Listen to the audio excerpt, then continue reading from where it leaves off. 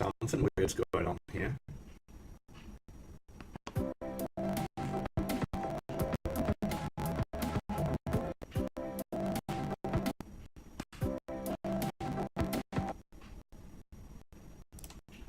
Well, cool. All right. Well, I guess we didn't need a theme song. Oh, hi. Oh, the green screen is not looking so great today. It's looking more like a blue screen, actually. Well, it is so. Last week, hello. Before I dive into stuff, welcome to the Gaming Eye Show. I am Luke Dickon, and today we're going to talk about game AI, game development, and a whole bunch of other stuff. If you are listening right now, then there's a strong chance that you've already found us. Otherwise, you can find. I always get this wrong. Give me a show on Twitter and on Facebook. So at Gaming Eye Show on Twitter and /Gaming Eye Show on Facebook. And let me play about with these settings because this is not looking super great. So the backstory here is that I'm getting a lot of ambient light coming through into this room, which is kind of creating like a bright spot and a dark spot on the screen, which is not ideal. And then what's happening is that I'm trying to balance it out and fiddle with the settings to make it actually kind of work nicely. And oh, that puts me in black and white. That's probably not the right setting to be playing with.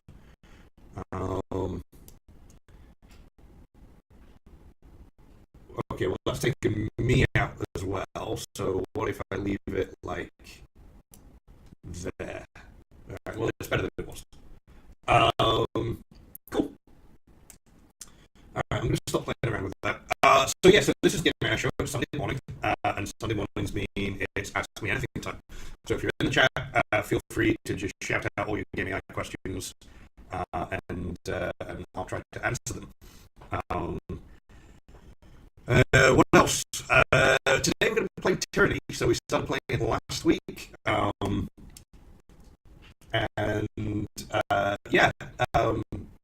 so Tyranny is a RPG-like thing, kind of reminiscent of. I kept calling it the Infinity Engine, but since I don't have the game up, and I have this thing called the Internet, I don't know if you've heard of it, it will allow me to actually look up if Infinity Engine is actually what I mean, and it turns out it is. So that's cool.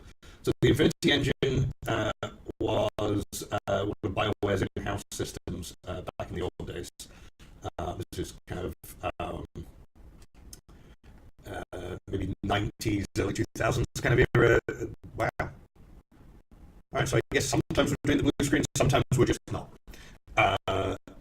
So 90s and 2000s, Baldur's Gate, those kinds of era games.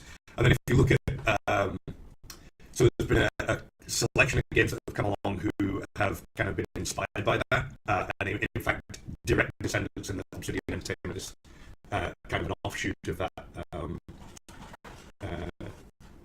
that original team, I believe.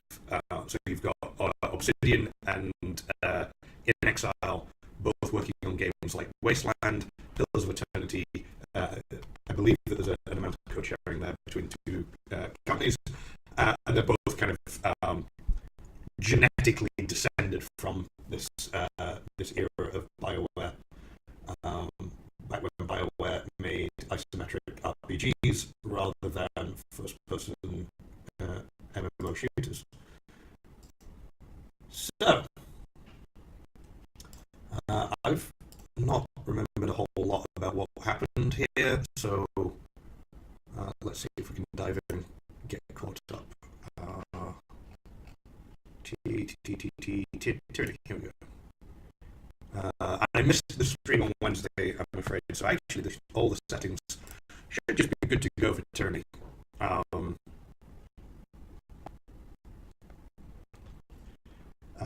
so one of the things, the thing that happened on whatever day it was, Wednesday, was I got really sick.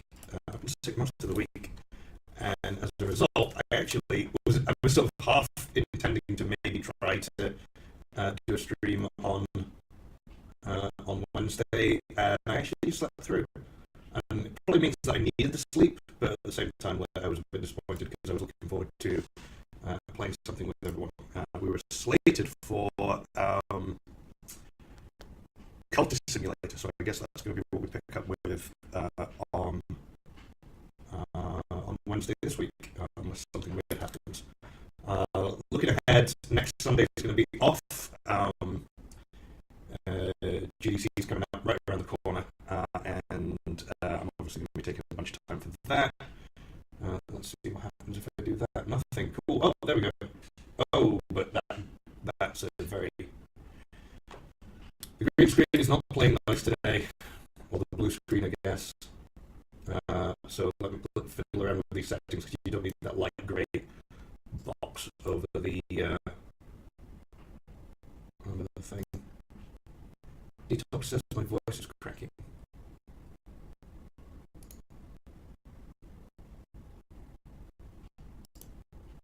Hold on. Then I need to get the feed back into my ears to hear what the audio sounds like.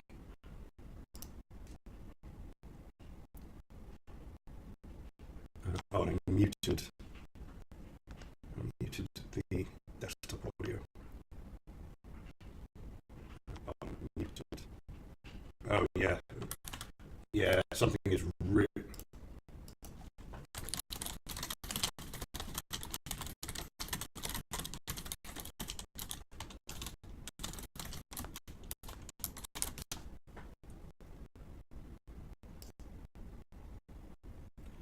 I wonder what we can do about that. Of course, I'm speculating and talking to myself, and that's not helpful since you can't hear me, apparently.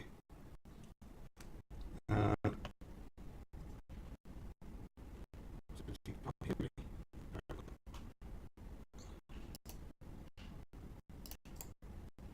Let's try doing one of these.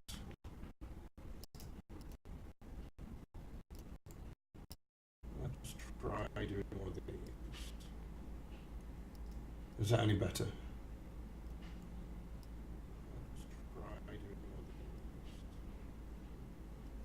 Is that any better?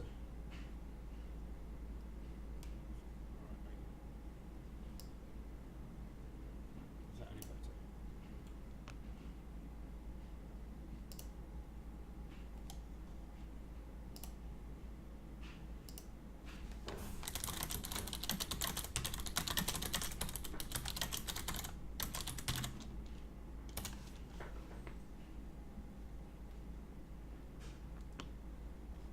All right. I think that might be fixed. I'm not entirely sure. Let's see if we can fix the green screen, which was what I was set out to do. Shout out in the chat if... okay, Detox says that it's much better now, which is good. Hey Ashley, good to see you. Thank you for coming by. I think this is the first time I've seen you stop by, so I appreciate it. Not that I'm keeping track or anything. Oh, that made things worse.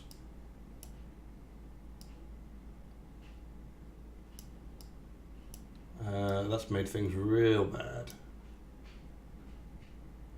I think I just need to get blackout curtains in this room or move the streaming setup to a different room. Because Ashley says I stream at odd times, which is provably false. Because you were streaming at this time last week as well. Holy shit! Ashley just cheered. Thank you for the bits, Ashley. My first bits, I appreciate it. You're the best.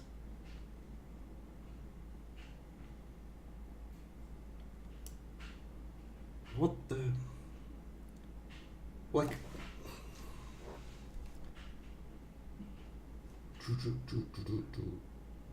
Alright. Got to be able to do something with this shit. Because this is terrible.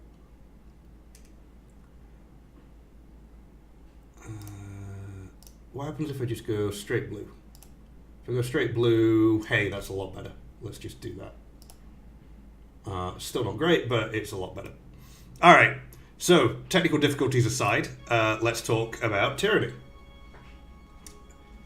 And I can hear the game, which probably means you can hear the game. And now we've just got this blue hit. For fuck's sake. You know what, actually, you've got the right idea. Don't bother with a green screen. It's fucking bullshit. Like, the amount of ambient light that you get in the room just completely throws off all your settings. So the fact that it's a fairly bright day out in SF means that there's a lot of light coming in through the windows, which means that I'm just fucked.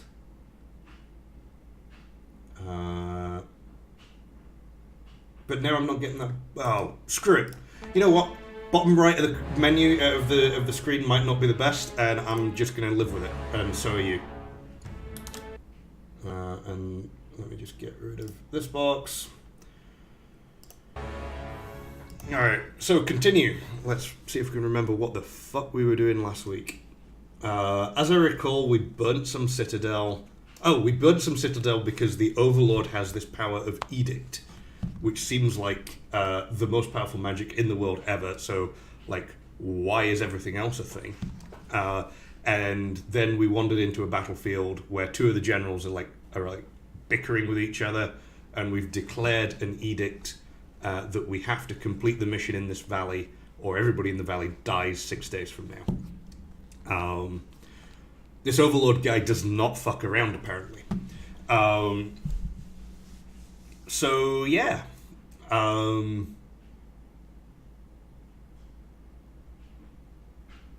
Cool. Loading screens. Here we go. Alright. So, this is the war tent where the commanders were. And we are now trying to do some shit. So, Echo Call Crossing must be taken before Kairos' forces can press their attack on the Vendrian's Wall Citadel. Help the disfavored subdue the rebels and take control of the crossing. So the disfavored is one of the Overlord's armies. So this guy is like the evil guy taking over the world. You're part of his army. You're one of his adjudicators or something. You're also a like a governor of a town or a city, and then you've been sent to issue this magical decree, which is, I guess, this conqueror's will. Kairos. So Kairos is the Overlord. Demands victory at Vendrian's Wall as a fate binder of Tunon. You are tasked with delivering Kairos' edict to the Archons of the Disfavored and the Scarlet Chorus. So those are the two factions within this dude's army. They must defeat the rebellious Vendrian Guard soon, or everyone in the valley, allies and enemies alike, will die. And I think the point that I was making earlier is like, okay, cool, if you've got that kind of fucking magic, why don't you just kill all the enemies and be done with it? Why are we fucking around with this shit? But there's probably some reason, maybe. Let's go have a chat with these people. So I think purple is the disfavored faction.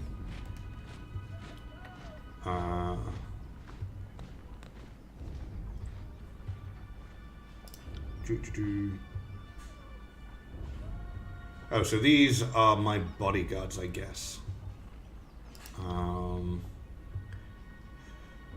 So I didn't take any of these first three character backgrounds, so I'm not going to get those options, and I can still have a chat with them, ask them what it's like being part of the Disfavored. So the Disfavored are like a faction that's aligned with order, whereas the Scarlet Chorus are aligned with chaos. So the Disfavored are kind of very orderly, very military, well-trained, good troops, whereas the Scarlet Chorus are like angry mobs of slave fighters. In spite of our name, the Legion commands more honor than any military on the face of Terratus. Unlike the Chorus, there is tradition, discipline, teamwork, and unity of purpose. There aren't many of us, but it's better that way. We're a tightly knit family bound together by trust and glory. Aight. I have insufficient reputation to actually get an answer to the question of why they're called the Disfavored. So this is giving a little bit of insight into the systems that are backing this. There's a reputation system for each of the factions. Obviously, some of those dialogue options needed prerequisites that were based around character creation. So you can start to get if you squint at it, you're starting to get a sense of how kind of this dialogue system is actually constructed.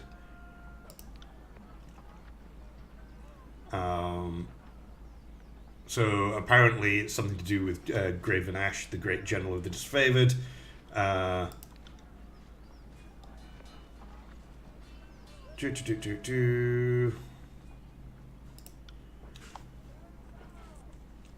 Every battle is a reminder of the Legion's superiority. The Oathbreakers, so the Oathbreakers are the rebels that have taken over Vendrian's Wall, or Vendrian's, whatever, the castle-y dealy. And the reason that they're called Oathbreakers is that they had actually surrendered, and then they've reneged on their oath of surrender and taken up arms again. So Oathbreakers have plenty of heart, but nothing to beat our northern values and Graven Ash's love. If Graven Ash is the commander of the Disfavored, and he seems to have a lot of empathy with his people, that is maybe driving some sort of magical type situation. Cool. Well, I guess let's get some training. I guess. I would like to train. Okay, so I have copper rings, which look like they might be currency, given that there's copper, gold, platinum, or silver, or I don't know. That looks like a currency to me. Let's do a.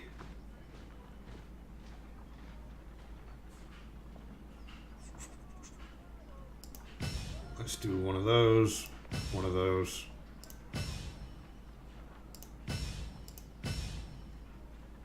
And on Verse, who's my other... So Verse is part of the Scarlet Chorus. Detox is... Detox cheered. Well, hey, thank you for the cheer. And is asking, why don't you have bits notification set up? The answer to that is that nobody has ever cheered bits before, so I don't have that set up at all. But you know what? I think it's fairly easy for me to turn on. I think. Maybe. You can tell that I've alt-tabbed away because clearly the thing has gone off the audio. Let's do one of these.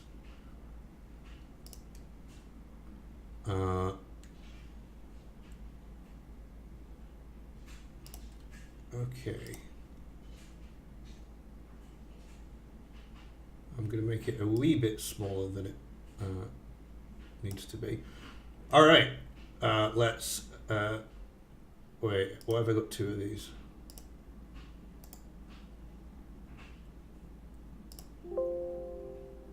Man, this is confusing, and it's not making for the greatest stream in the world. But...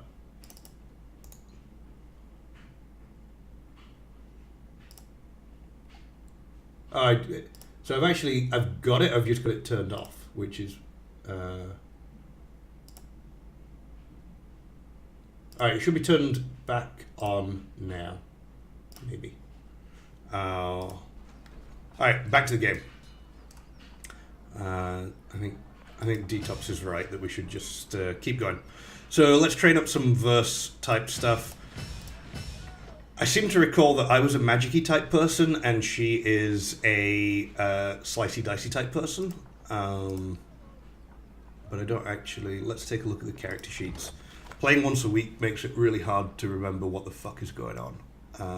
So although this is working out quite well for the stream, in as much as like I'm talking out loud and explaining all about my thought process, what I'm actually doing is trying to remember what the fuck is happening here.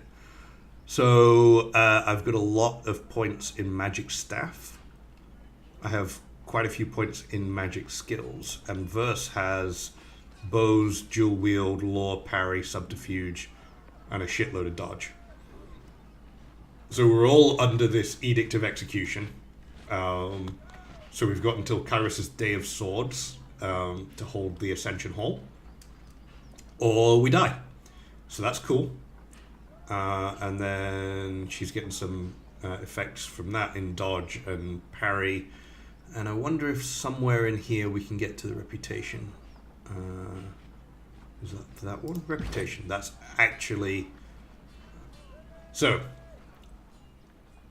we have favor points and wrath points apparently. And this actually is keeping track of what caused those changes. That's kind of cool. So I like that. So we've got the Scarlet Chorus faction, the disfavored faction. We've incurred a little bit of wrath with these guys because we didn't support them a couple of times in previous dialogue choices. A little bit of favor. I think we've got quite a bit of favor with the disfavored and no wrath. Vendrian's Guard, not super stoked that we've been killing them. And Lethian's Crossing, this is the town that we were previously a governor to, is saying lots of favor. In terms of companions, we've got a bit of favor and a bit of fear with the companion there. So Verse was appalled by your orderly, honourable ways. So that tells you a little bit about where she's coming from. Graven Ash, pretty chuffed with us. And the Voices of Narat, that's the leader for the Scarlet Chorus faction, not super stoked, but actually significantly less stoked than the faction is. So it's interesting that the leaders of the faction and the faction themselves have independent counters here.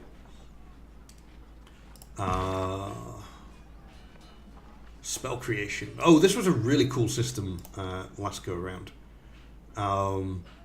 So you can, by combining different symbols, you can create new spells. So I talked about it last stream, but for people who didn't see that, you've got your lightning sigil and you've got your frost sigil. You know both of those because those are the two schools of magic that this character knows. So I can create a lightning sigil, so we're going to have a base of lightning, and then I've got an expression sigil for focused intent or for distant impact. So I can create a distant impact lightning sigil, which will be the electric jolt spell. And then I also know a range sigil that will up the range by 2 meters on that electrical jolt. If I change the core to be frost, it resets everything apparently. But that ranged attack becomes a rim spike that I can again up the range on. So there's like this really cool. I've been playing this for 2 hours so far. Haven't unlocked a whole bunch of stuff, but you can see that there's like 10 different things that I can use to add enhancements to the spell, and then there's obviously going to be a range of core expressions. So this is a kind of parametric approach to procedural content generation where rather than have specifically articulated which spells are which, and have a very concrete subset of spells, by allowing you to kind of mix and match components, you get to a world where you're designing a framework of articulating things into which you can drop almost any combination. So you see this kind of thing in games like Diablo does it as well. So one of the things that Diablo 3 does really well is the procedural naming of random loot is really good in that game. So they have a whole system of adjectives, and adjectives have abilities and core kind of direction around them, and are reflective of kind of the components that are going in to create those items. So you've got a biting scimitar of the swift. Well, that kind of is giving you readability into the fact that this is going to be a sword, obviously, It's probably going to do some sort of poison damage, maybe, and it's also going to probably be buffing your agility. I'm making all of those specifics up, but like that kind of readability is actually really cool because it tells you a lot about what's going on inside the game, and it allows the player to understand at a glance like how the systems are going to be working. So in the party stash we have a whole bunch of shite.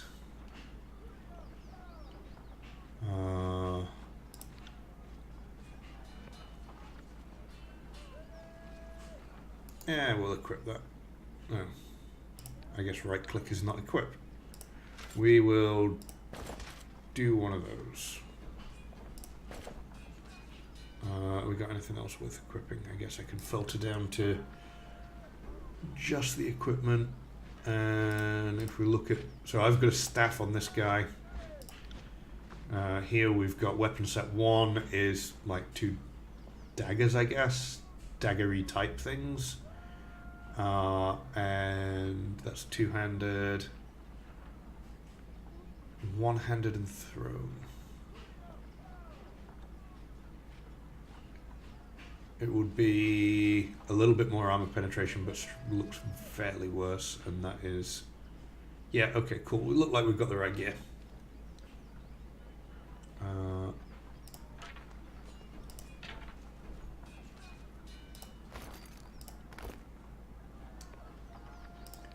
So that was weaponry. Let's take a look at armor. Rogue leathers are going to be strictly better. Well, mostly strictly better for verse, so let's drop them on there. The greaves are... it doesn't look like they're amazing. That's worse. That's not great. Arm wraps are much better. Okay. Cool. So we get up. And so this is a kind of hybrid turn-based real-time, in as much as like you can issue orders, but you can pause and go into kind of a more turn-oriented kind of approach.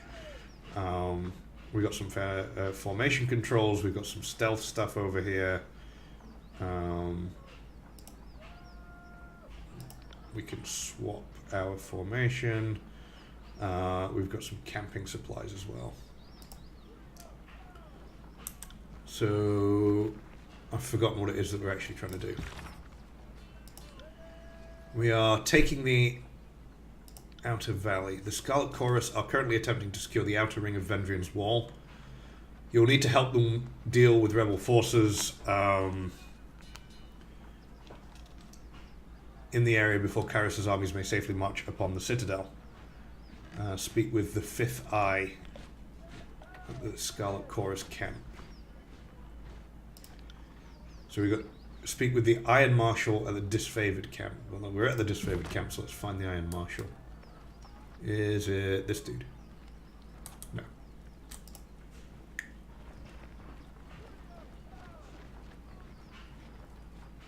Cool. That's an Iron Marshal. Don't just coddle the impact. Push back. We take the momentum. I said, okay, that's all bollocks. Don't need to know about that.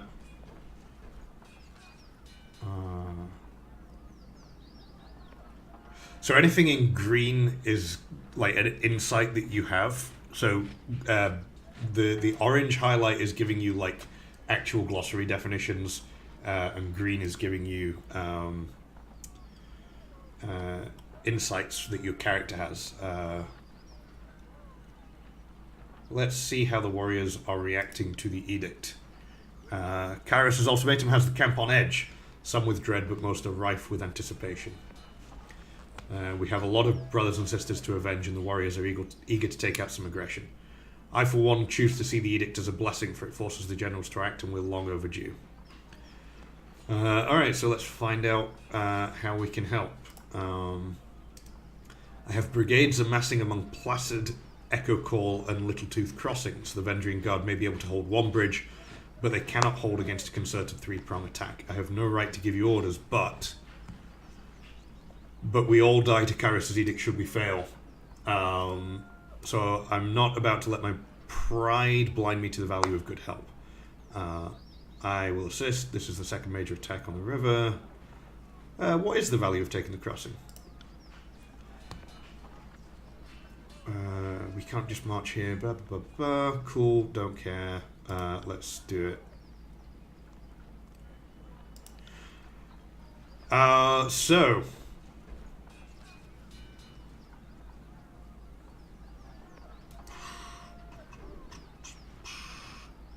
Antio will be leading the charge at Echo Call Crossing. Assisting you will be Barrack of the Stone Shields. Before you ask, no, the Forge-bound weren't sloshed on Dappleseed when they fitted his armor.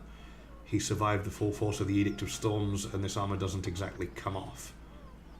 Tactically, it's quite brilliant, but otherwise it's something of a curse. Barrack can meet the... okay. The soldier that steps up to you better resembles an amalgamation of rusted blades and mismatched pieces of armor fused into a vaguely human shape.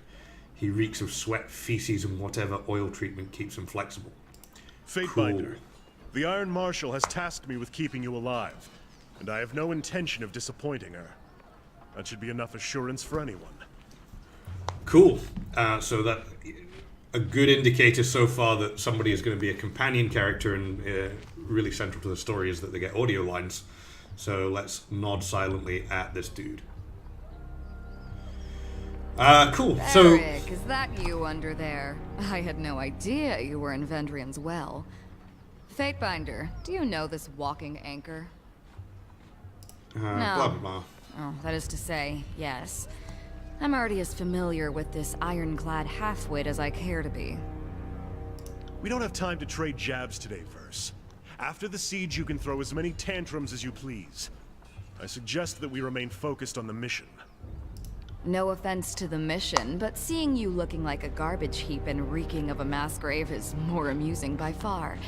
Did you forget how to don your armor, or did Graven Ash leave you out in the rain? Ashley says I should talk over the NPCs, but I find that really hard.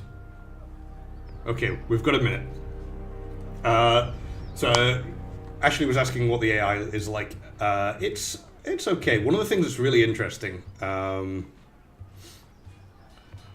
Hey. That can change. Yeah. Forget okay. the I don't care. Better to work with.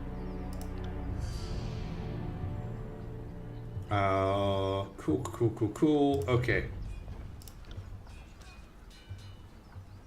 This is what you might call a slow-paced game.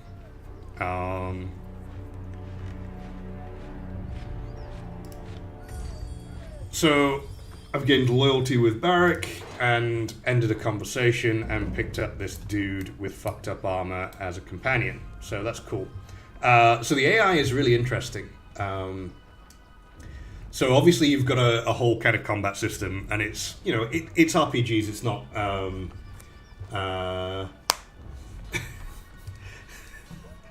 Actually says, NPC dialogue is overrated, play the game your way, don't let them tell you what to do. Talk all the time and then get confused about what to do later.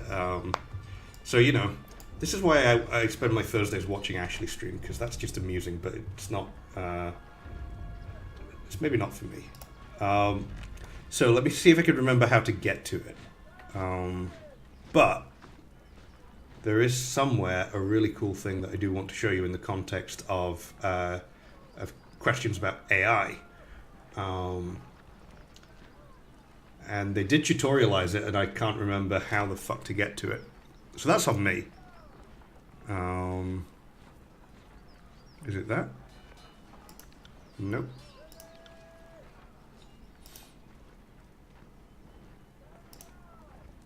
Shit. Alright, that's the talent tree. That's not what we're looking for. Attribute. I don't want a tutorial on attribute points right now. Thank you very much. That's the spells. That's the reputation. That's the missives. Damn it. Alright, so imagine that there's a system that I can't find that actually allows you to set the AI rules and stuff, which is really cool. It actually allows you to kind of I wish I could find this system because the dialogue was really interesting. Consumables, spell scrolls, Siren song, hidden object, talking with companions. I'm on it. It wasn't in there. Alright. Now I'm just pissed off. There's got to be a way to get to this fucking thing.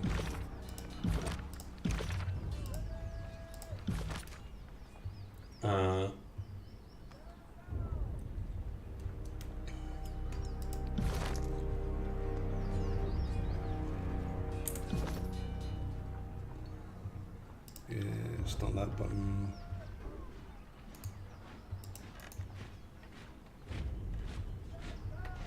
God damn it. And I'm also not seeing a way to get to, like... Alright, that brings up that menu. That brings up the map. This brings up missives.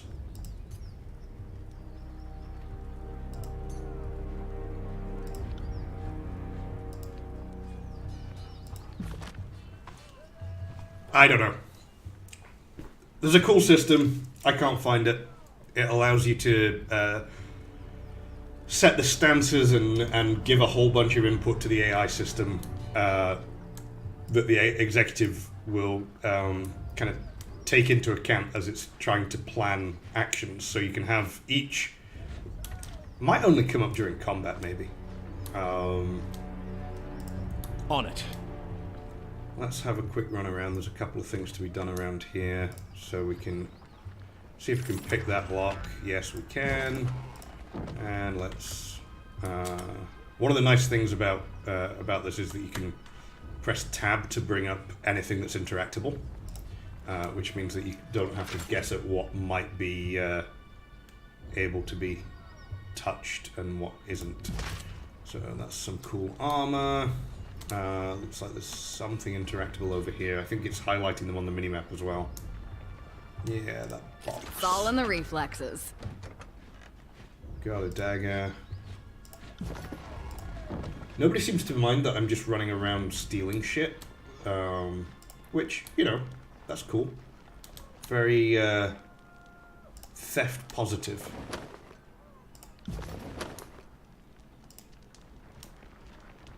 Ashley apparently has a ribeye and a grill.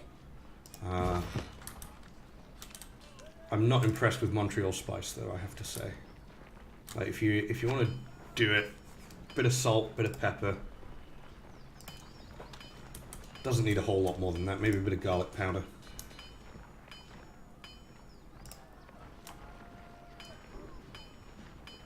Piece of cake.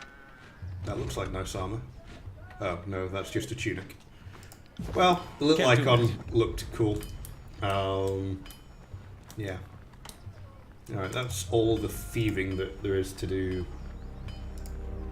Ashley says that's what's in Montreal steak spice. I don't think that's true. There's other shit as well. Oh no, there's a weapon rack over here. Let's have a weapon. That's a bow. Cool. Okay, let's go back to the world map. I feel like I should have talked to all those people to get the most out of this game, but I just don't want to. So it's salt, pepper, garlic, and Canadian magic in a Montreal steak seasoning, apparently. So we're currently at the disfavored camp. Let's go to the Scarlet Chorus camp. It's next in line. And then... Whoa! Ambush. A wild group of Vendrian guards appears. So that's kind of cool. I didn't know that we had, like, random encounters on the world map, and hopefully they are actually random, not scripted. one assumes that that means that this map area is That's not... far enough, Fatebinder. Okay, well, this person's got audio, so that probably means that this is not a random encounter, but actually something that has been prepared. So a woman's voice booms from atop a nearby outcropping. Flashes of aquamarine body paint peek out from under her loose-fitting traveller's garb, and her outfit is festooned in braids and knots of sailor's line. Flanked on either side by warriors dressed in Vendrian guard regalia, the woman leans on an elaborate bladed staff, pulsing with arcane energy. A swath of blue fabric rests draped over her arm. Okay, what is the deal with a swath of blue fabric? The blue flag is a symbol of diplomacy and truce recognized across most of the known world, and it is a common custom the Tearsmen hold dear. To harm another person under the auspices of a blue flag is a grave offense in both the Tears and in Kairos' empire. The customary punishment is death. The blue body, pigment bladed staff, and complex braided attire are the traditional trappings of the School of Tides.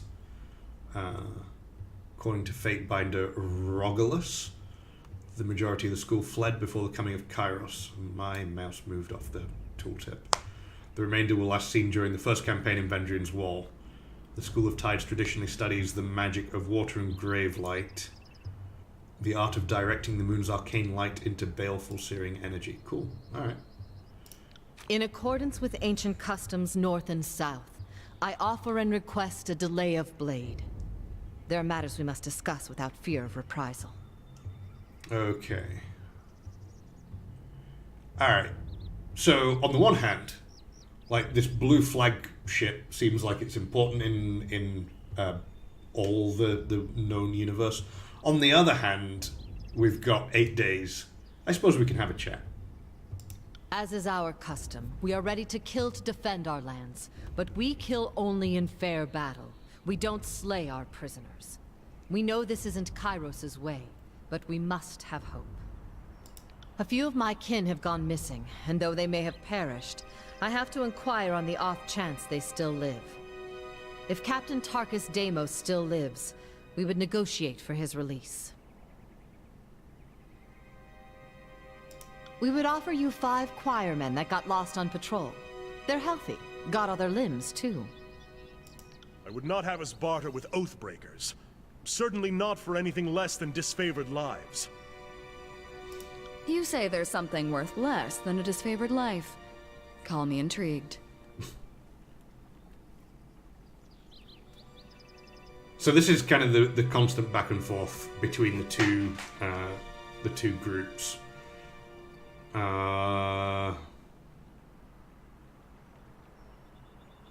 We've got 3 lies. Maybe if we'd actually talked to everybody back in that camp, then we would have some insight, but we don't. So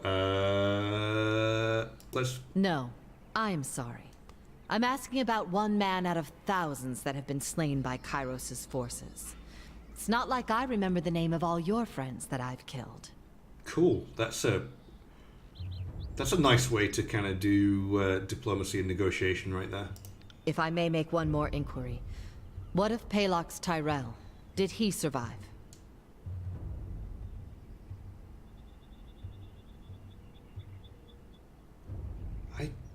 And I imagine nobody will ever again. Fine. My apologies, Fatebinder. I had no expectations that our friends could be saved, as I'm sure the time for swapping prisoners is long gone. But at least I know of what became of them. That'll have to be enough. We shouldn't be socializing with Oathbreakers. I didn't actually I just said, oh, I don't know that person. I don't know that person either. And she's like, okay, well, cool. I'm glad I know what happened to them. Like, literally, that's not true. I will entertain them as best I can. After all, understanding is the only hope we have. What is it you wish to know? I grew up without my knee bent to Kairos, and if I'm going to bow to someone, let it be another Tearsman. We've ruled ourselves just fine for centuries, so we'll give our lives so that our sons and daughters might rule themselves. Cool. I guess, You make conflict sound like a bad thing. Yes, the Younger Realms saw frequent battles, but it was never this wholesale slaughter like we've seen of late. No Tearsman ever cast an edict on the soil, or forced prisoners to kill each other, or butchered Beastman tribes. So one of the things that's interesting about the world building here is that they've really set up that within this area, women are the property holders, and as such, like the inheritance passes more along kind of matriarchal lines, which is an interesting kind of exploration of kind of a different way of approaching stuff. And Kairos brings equality. Then there's apparently. trusting idiots with power. Give a man 1,000,000 marauders, he'll lose sleep worrying over his neighbor's 1,000. I prefer my realms ruled by the braver sex. For centuries we've left the lands to the women, and the seas to the men. And we did plenty fine until Kairos came around.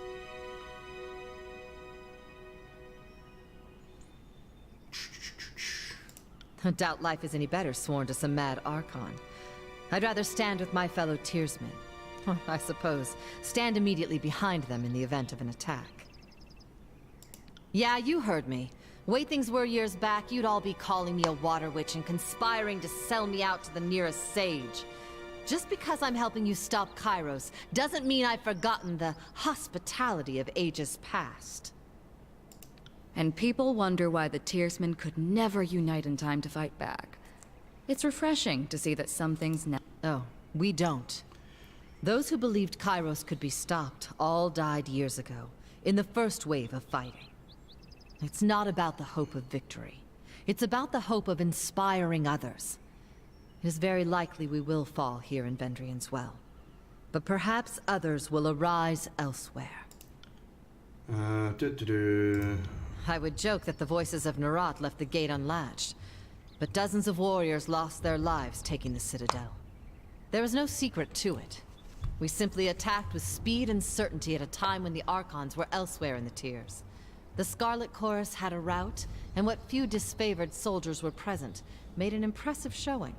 But they were surrounded and overwhelmed once the chorus fled. Listen to you, thinking just like the Overlord wants you to think. There always has to be a person in charge, or things don't make sense. Well, we don't answer to anyone. We are each of us sons and daughters of the Tiers, and take this task upon ourselves freely. But Captain Tarkus Ari, former Falksman of Queen Vendrian Alanta, is the voice we trust when we seek unanimity. Yeah. So, yeah, fuck you. We don't have leaders, but there's this one dude who's kind of a leader. Yes. Deimos was Ari's brother. We were certain he was dead, but the captain takes family seriously, so I volunteered to find some answers. And now here we are. That is our way, Binder. Here in the south, only thugs and bandits kill prisoners. The Younger Realms may be guilty of constant fighting, but we never slay each other when the battle's long over. We're not about to change that now. As a rule, Kairos' forces haven't been keen on swapping prisoners. But I know our disfavored prisoners aren't prisoners anymore. I just assumed they were swapped for some of our own. Fair enough. But now a question for you. The Edict. I can feel its magic coursing through the air. Everyone can. But those of us enlightened to the currents of magic feel it most. The wording of the Edict. What was it?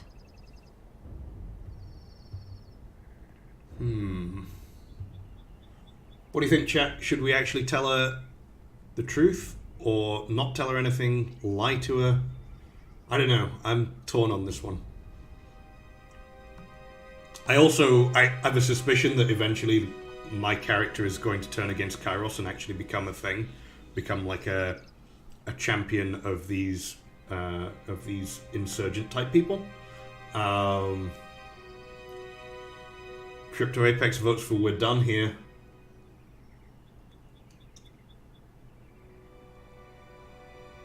Alright, nobody else says anything, we're done here. A shame. But if you have no heart for discourse, I will take no... In accordance to our ancient customs north and south, Let us conclude this truce in peaceful accord. May peace find you soon, Fatebinder. That sounds fucking ominous.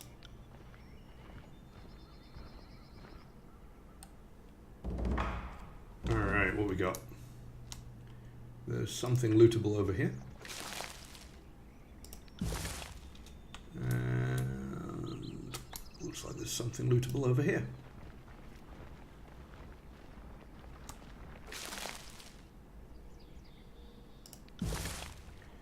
And let's fuck off to the world map. And this time we're going to try to get to the Scarlet Chorus camp, where there will be more exposition, more dialogue, and more opportunities for me to sit here looking like a fucking lemming on stream.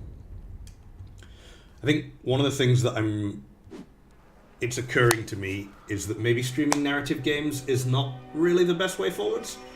Right. You know, people start getting chatty, and what are you? Oh, that's a map marker. That's not what we're looking for.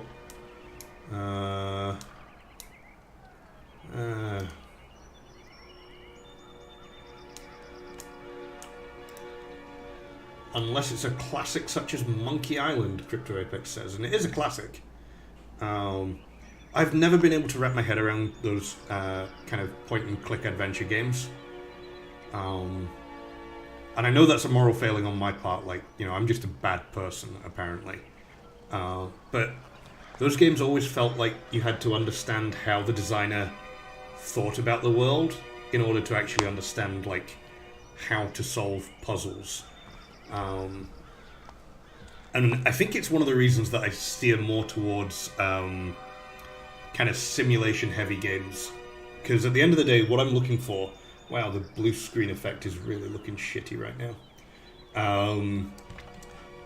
I'm looking for, like, framework games that allow me to think and find my own lateral thinking solutions. So Scribblenauts, to me, is actually a really amazing game. Because there are no kind of...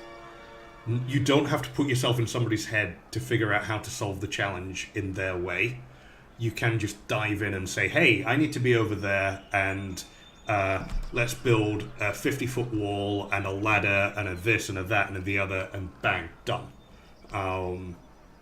Or you could dig under something, or you could fly over something. You can, you know, Scribblenauts kind of gives you... It's a great example of, like, framework-type games. And... You know, if those kinds of games are here on the spectrum, and, like, Monkey Island is here, most games kind of live in the middle somewhere. More towards the kind of Monkey Island end of the spectrum, but the things that I really enjoy tend to be towards that kind of unique problem-solving end. Okay. Cool, so we've got a Scarlet Chorus person yelling about something. Oh, these people are probably having a trial by combat or something. What's the problem here? No problem here, Lord Binder. Captain Fuckwit here seems he's about to bolt from this challenge. Thinks just because he used to run a ship, he's qualified to run a gang. So I'm calling him out because the way I see it, his warriors ought to follow me, not this new blood. Captain Fuckwit was my father. Fuckwit will do just fine. If we have to prove our strength, we will do so happily. But I'll have your hands and feet removed and the rest of you kept for my own use. Jesus.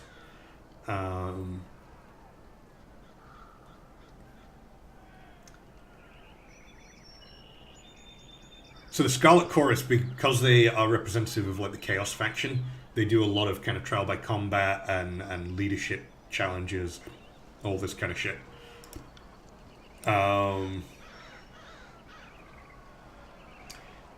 I am not inclined to interfere. I'll put 5 rings on Quiet Shiv.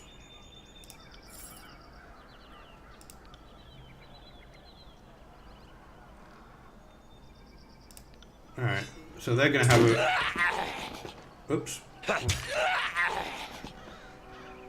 Well, that's 5 rings I'm not getting back.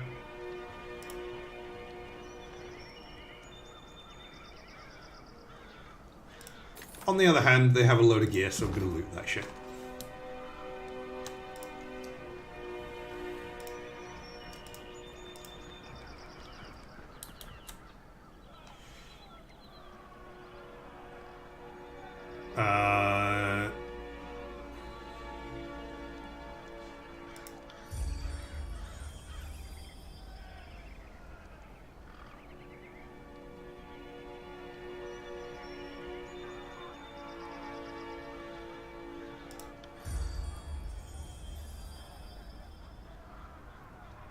Alright, so racking up the Wrath with the Scarlet Chorus, but fuck him.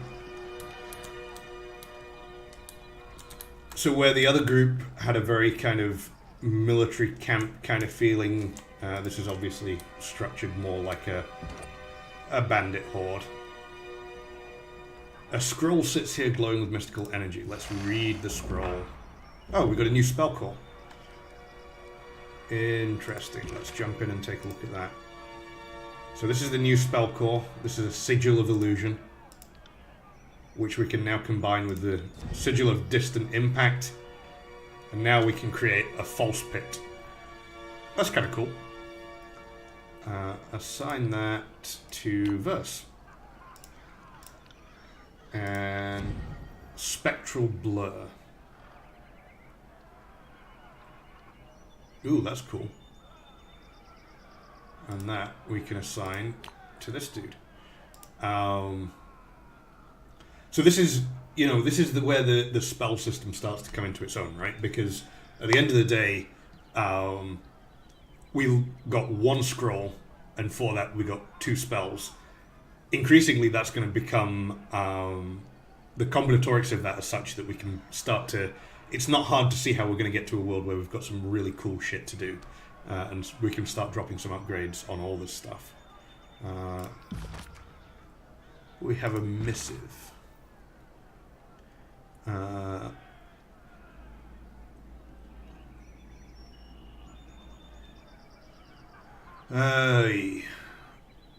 So this is from Tunon, the Adjudicator, who's technically my boss currently. Word has reached this court that you've issued the Overlord's edict to the Archons of War and Secrets. Know that we understand fully the weight of this burden and appreciate the loyalty you show in its declaration. Because everybody in the valley dies, including me, so fuck me. Provided you survive this span, your service will be duly recognized. As you navigate the idiosyncrasies and mutual antipathy of our Overlord's War Masters, remember that Kairos watches all with interest. Those who distinguish themselves with a Fatebinder or Archon have the opportunity to rise in the Overlord's esteem. Even now, the Northern Courts whisper that the more successful of the 2 Archons will be granted rule over the whole of the peninsula. Similarly, your fortunes rest upon the decisions you make. Choose wisely. Cool. Doesn't seem like a guy who's going to respond to clarification or an expression of dissatisfaction, so let's just thank him for the advice. And send it, I guess. Are these like carrier pigeons? I guess looking at that icon, that's kind of... Yeah, that was audio of a carrier pigeon leaving, and the missive is in transit. Let's talk to this dude, Fifth Eye, who was the bloke I was supposed to find. The Binder of Tunon arrives, and we just finished having a bit of sport with some captives, but worry not, we'll have more fun with another batch momentarily. Now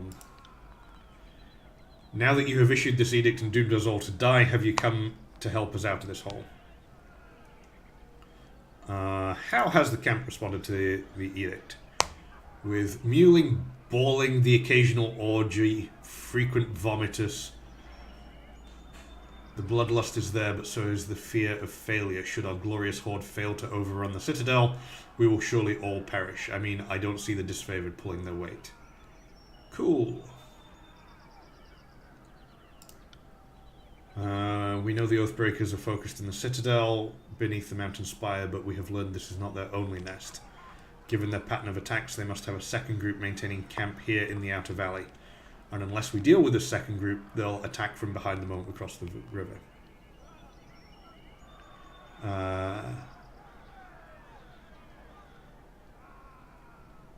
Bitter remains silent.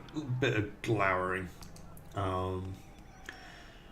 My last group of scouts returned with a new batch of prisoners. This Scarlet Chorus folks really like their prisoners. And one of these prisoners claims she can lead us to Vendrian Guard's secondary camp, though there are shreds of deception in her voice. I could use your help questioning this Varish Kell. Perhaps you will get less screams and tears and more useful information out of her. If we knew where to ambush the Oathbreakers, we could try and take their captain and show them the wisdom of joining the chorus.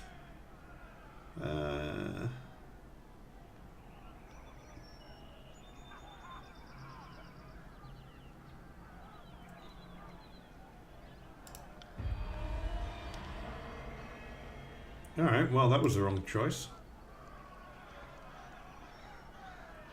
The Voices of Narat is the leader of the Scarlet Chorus.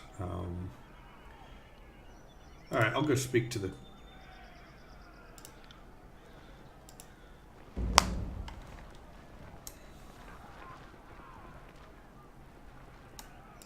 Alright, over here.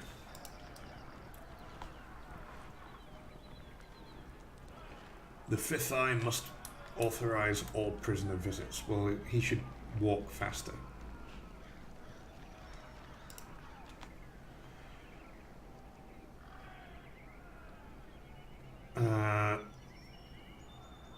Please, someone, I wish to bow before the Voices of Narat. I thought all could find redemption in the chorus.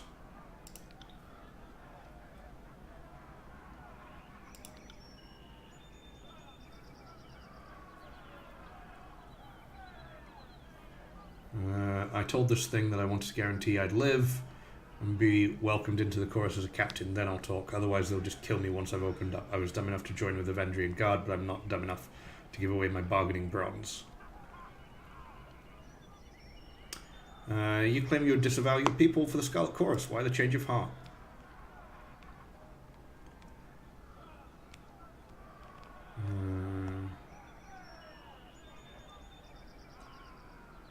Why should I trust the words of an Oathbreaker?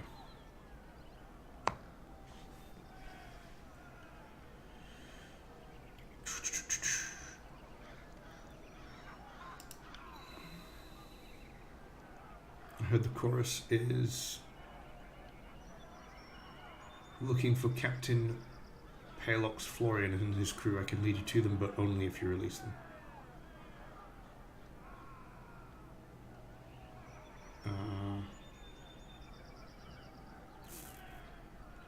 Let's do a subterfuge 30. You're lying. Why not? Why don't you tell me what you actually know, and I'll see about saving you.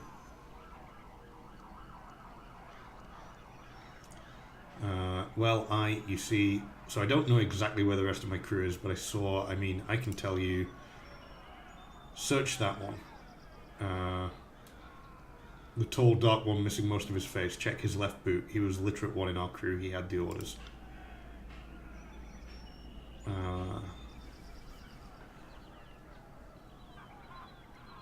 He unfurls the scroll. It's nonsense, just mash of words. She said she had information. She gives us garbage. Slay this wretch for wasting our time. I heard her say... yeah, okay. Cool. Gain some more wrath with the Scarlet Chorus.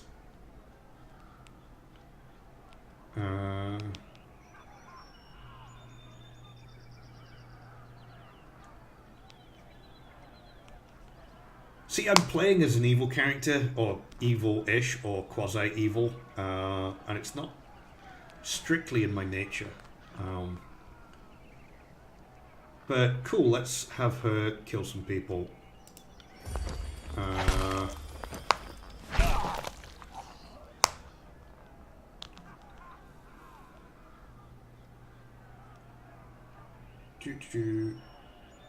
Alright, well, she killed 2 dudes. I got some favour with the Scarlet Chorus out of that. Alright.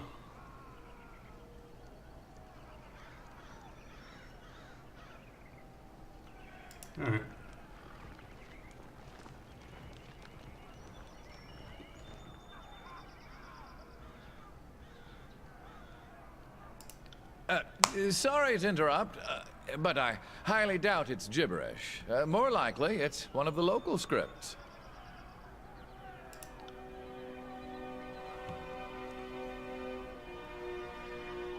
So this guy also has voiceover lines. Probably means we're going to end up...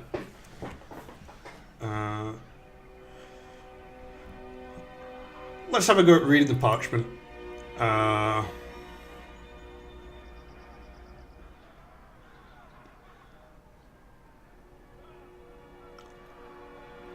Let's find out who he is. I'm Sage Lantry, one of the hired quills that was coordinating missives between the Vendrian Guard captains. They aren't paying me anymore and aren't coming to my rescue. So I'll decipher that parchment for you. That's what smart prisoners do, right? Make themselves useful? Alright, let's... Well, let me see. I can't...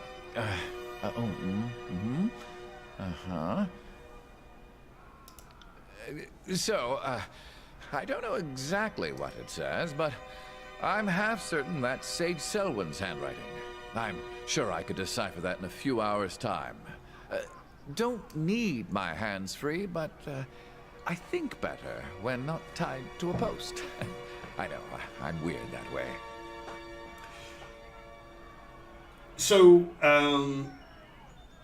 Dionysian's asking, hey, by the way, it's good to see you. Are you coming over for GDC, by the way? Asking if there's any interesting AI in this game. And there are interesting things happening, and the thing with this game, I think, more than anything, is that the kind of... the emergence of kind of narrative choices and kind of the way that everything loops back are really the kind of more interesting sides of the AI system. Unfortunately, that's a really long arc, and it's not making for the most kind of engaging AI-centric stream on a Sunday morning. But what's cool about it is that because we get to play a few weeks at a time, we're going to see some of the choices and stuff come back over the sequence of kind of, you know, the next, I guess, month-ish, and going to be we're going to be able to understand more about this kind of... It's not so much like the combat AI, to an extent, who gives a fuck, and this is something that I'll be saying extensively at GDC. Combat AI isn't super interesting, but this idea that kind of the world is reactive to your choices, that's a lot more interesting. So that's kind of why I'm trying to take a deep dive here. It doesn't make for a really like AI-centric stream, which is a little bit of a problem. That's also why I'm doing this Ask Me Anything, which I guess I didn't actually talk about as part of the setup, but like anybody who's got questions about AI or games or whatever, just shout them out in the chat, because I know that this is not exactly the best AI type stuff. So this guy reckons that he can decipher this message in a few hours, and the Fifth Eye dude is not super stoked about that. Alright. I would love to help. I just need some time. That's written in another sage's shorthand. I'd have to sit down with it, or better yet, compare it to a piece of his writing I have stashed on me somewhere. If I sat down with it while sufficiently sober, it's highly probable I'd figure it out. Cool, so guy strapped to a post is drunk somehow, so that's... Sober? Since when do we share the good stuff with the There you prisoners? go. Oh, nobody shared. Right before I was taken prisoner, I imbibed several vials of reagents. I wanted to be numb and disconnected when my captors used me for carnal catharsis. It's made these last few days tied to a post almost enjoyable. Fine, I guess. I mean, cool.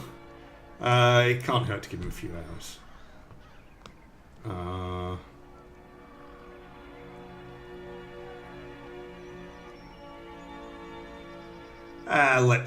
Let's use his boss against him. Fuck this dude. Fatebinder, I beseech you, be my advocate for this trial. I'm no fool. I know the chorus uses blood, not words, to settle these matters.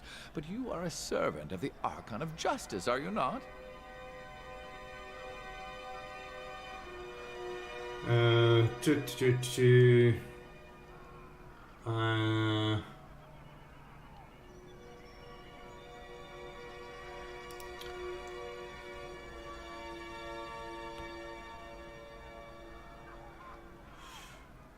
Law 30, which I have.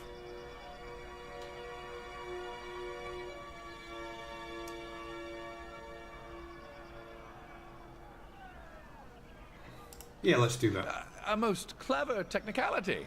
And I would happily serve the Archon of Justice's warrior. Especially if it means getting out of this mess without a perforated lung.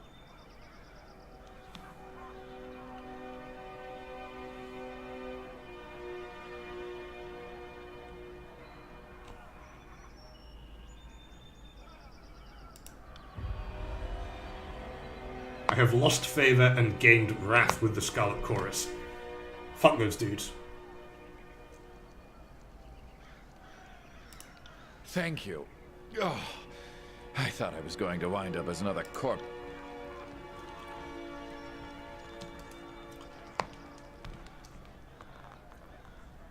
So it's interesting that, you know, you're losing favor and gaining wrath. So it's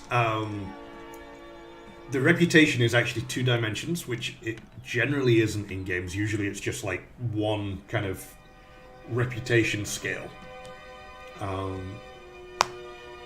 So by using 2 dimensions, that gives them a slightly more nuanced view on things, which is kind of cool. And you can kind of, you know, as you're starting to see the closed off dialogues and kind of the way that things fit together, you can start to kind of understand the articulation that would be going on behind the scenes about prerequisites.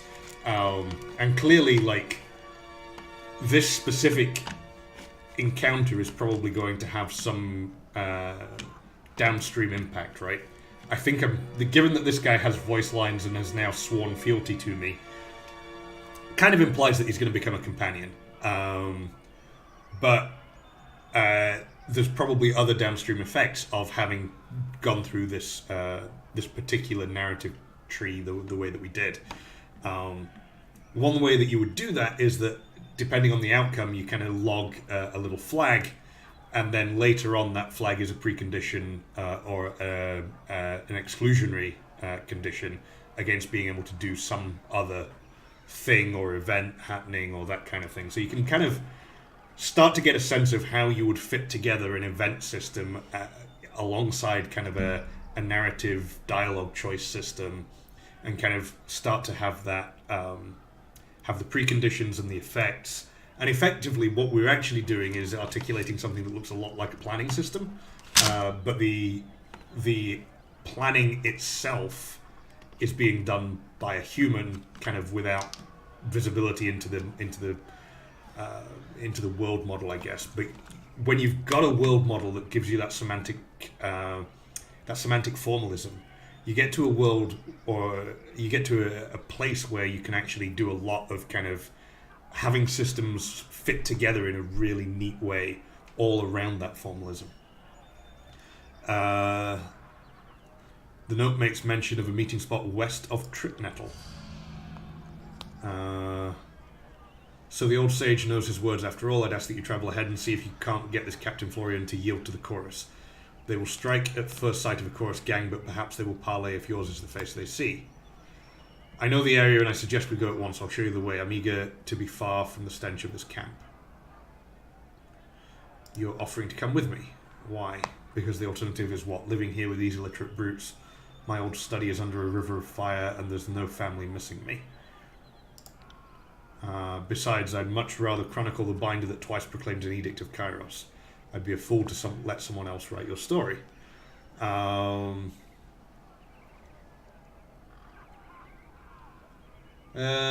Cool,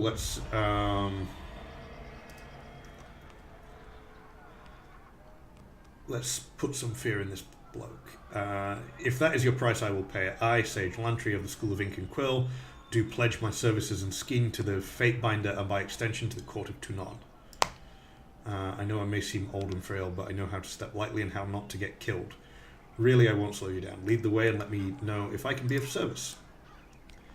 Verse is now being pretty snippy. Are we done here? Let's hightail it to Trip Nettle. If your new pet doesn't behave himself along the way, I'm not above clipping his ears. Cool. So that's our new thing.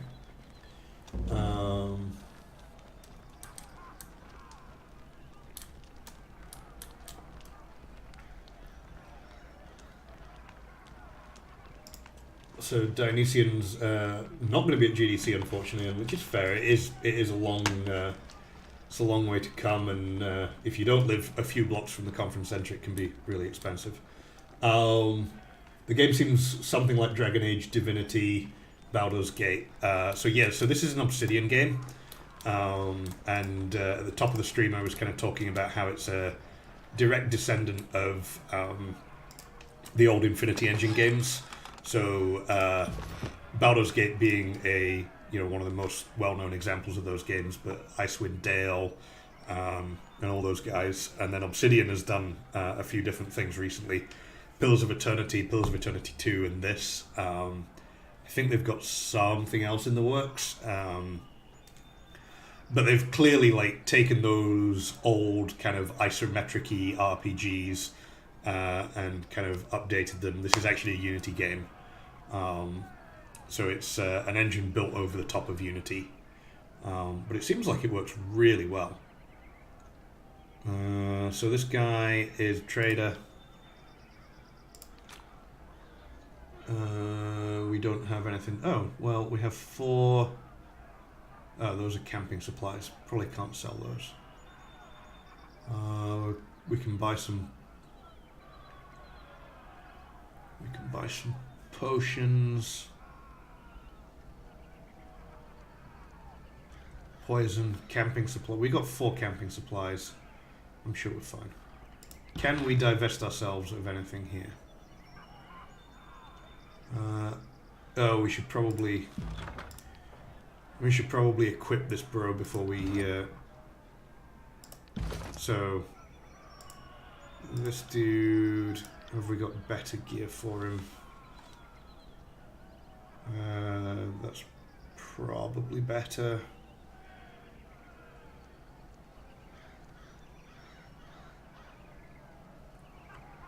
It's a little bit better on the DPS. That's quite a bit better on the DPS. But he is sword and shield.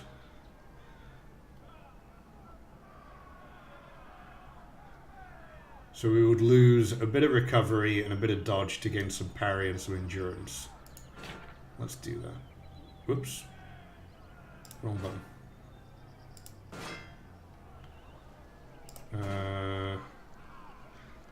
Then one-handed javelin, that's a little bit more accurate, a little bit more DPS, a little bit more recovery, but a little bit less armor penetration. That's two-hand.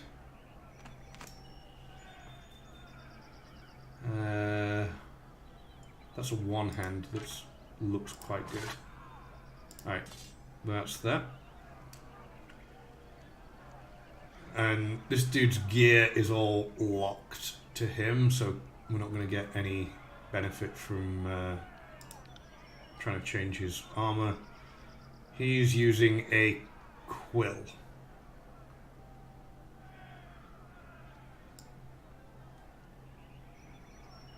Okay, that's strange, but cool. Which can also be thrown. That is quite a bit less accurate. The bronze dagger is quite, it looks fairly better than the quill. So does that.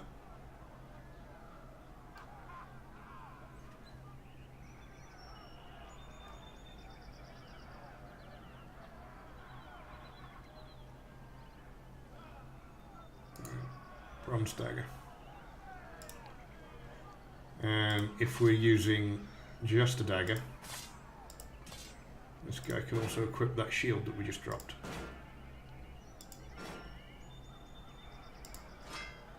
Alright, so he's now rocking dagger and shield. Let's give him his default helmet. And then let's see if there's anything better going on here. We'll use that stone shield armor. He probably needs some better boots.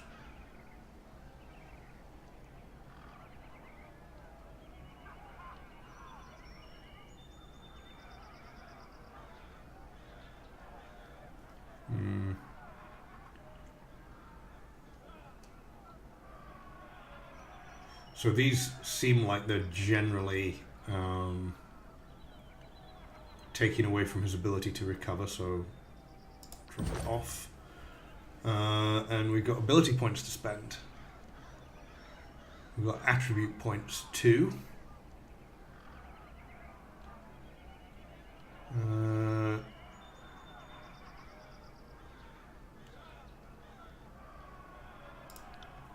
We'll drop one in here.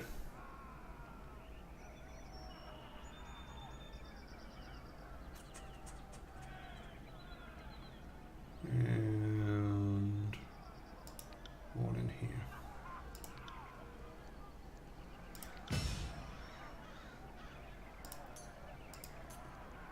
Ooh, what does that do?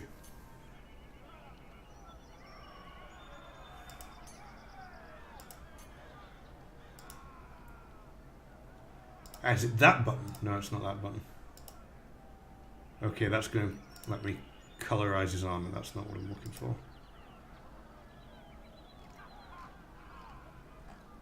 I'm still looking for this get into the AI system button. This bro takes might. And on his talent tree, we have one talent to spend.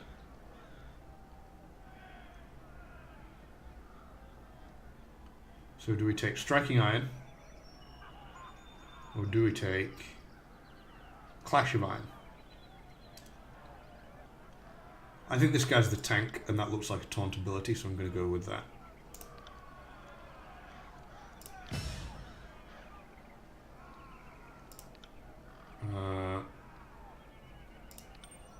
Lantry has 2 points. He already has Preservation.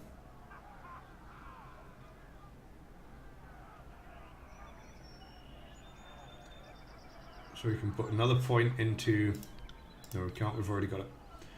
Penetrating Throw. Rapidly attacks his target with a series of thrown strikes. Or... So this is Preservation.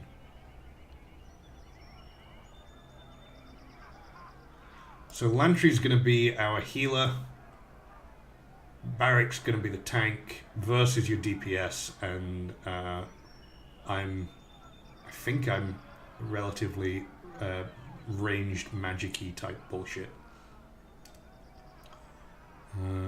Cool.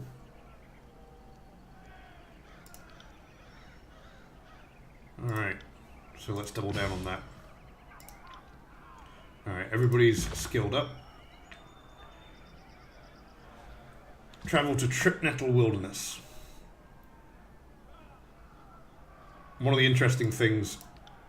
Oh, here we go.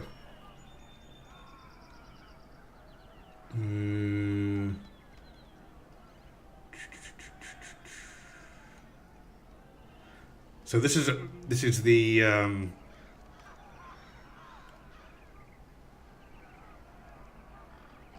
this is the tutorials that we've seen, which is actually something that I was looking for.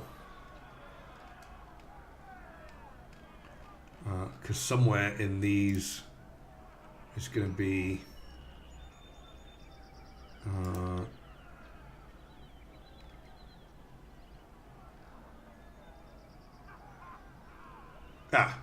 well, why did I not? Oh, here we go. So this is the AI behavior menu that I've been describing for a while and not been able to find, but I've now found it. So what we can do here is you can set broadly on the left-hand side. You're setting broadly like their stance, so they can be passive, they can defend themselves, defend the party, or be aggressive. Now on the right-hand side, you get to actually pick a kind of behavior system. It's probably a kind of behavior tree type situation. So Protector, Barrick will focus on protecting the party. At the start of combat, he will use Bond of Honor on an ally, maintain his phalanx stance, and attempt to get the attention of as many enemies as possible. If an ally is in danger, Barrick will attempt to use Defender's Charge to aid them. Or we can have him be a warrior. So he's gonna work on being DPS. In the default stance, we'll use the widest array of spells and abilities, so long as the character knows them. So we probably want this guy to actually act as a protector, to actually take on that tank role. We want Lantry to be focused on party support, because that's the build that we're trying to steer him towards. We're going to want Verse to probably be Blade Dancer, actually get up in melee and actually use those daggers and really go for it. And then on my side, I don't actually have an AI system there, but for my character, being a spell slinger, it's going to be kind of stand out of combat, let the tank do the thing, and hit some ranged DPS with spells. So this is not super customizable, but you can start to understand how there is stuff going on under the scene, under the hood, that would actually be really interesting to play around with. My bet is that there is actually a modding community that will allow you to add a whole range of other behaviors here. I'd be surprised if this wasn't something like a behavior tree under the hood. And the fact that you can swap between different kind of settings could be a couple of different things. You know, the most naive way of implementing that is to just have it be a completely distinct tree with completely distinct behaviors. Another way you could implement it is to have it be like almost like a parameterized input to the behavior tree, so it's always providing that context of what role the character is trying to take on. So that's what the AI behavior menu looks like. There's a whole bunch of shit to steal around here. I'm sure steal is the wrong word. Resources to commandeer. We can't get that one.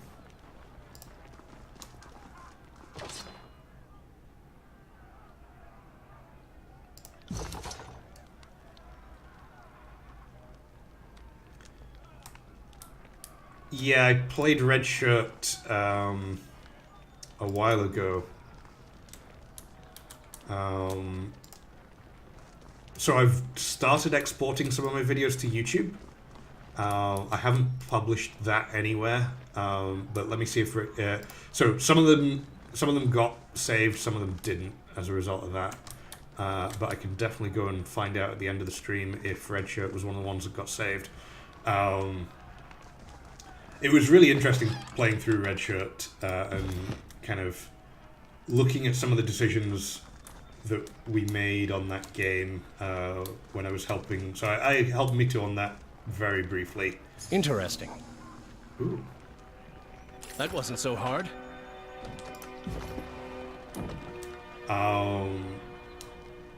Did probably a couple of weeks of work on Red Shirt. Can't do that. But reassessing those decisions that we took kind of 6 years ago and looking at them with a slightly more experienced eye is quite interesting. And it's odd the extent to which I think we got a lot of stuff right. Why are Disfavored hanging out in the Scarlet Chorus camp?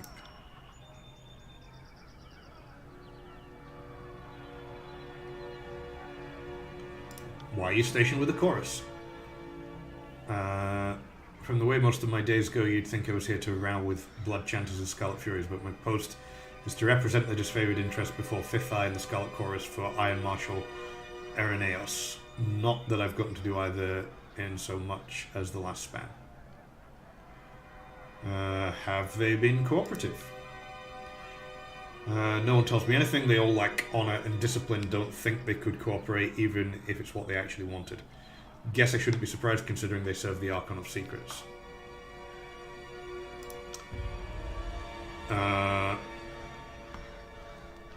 I'm trying not to pick sides too much, although obviously I really dislike the Scarlet Chorus's kind of approach to, you know, slave labor, killing people. You know, it just seems like not the right way to go about things. The army itself is a strange, malnourished beast, but no, the Screamers seem mostly in order, sir, and I haven't been spying, if that's what you're implying, sir.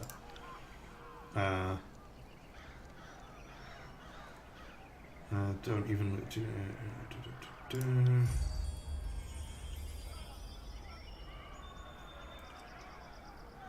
I'm not just here to keep a steady eye on the Oathbreakers, who they give far too much freedom after conscripting. I'm here to be a resource for the benefit of both armies. I can provide insight regarding proper stratagem and request a stock of troops from Iron Marshal Irenaeus for reinforcements if needed, but they won't listen to me nor confide in me nor fight beside the brethren I could request.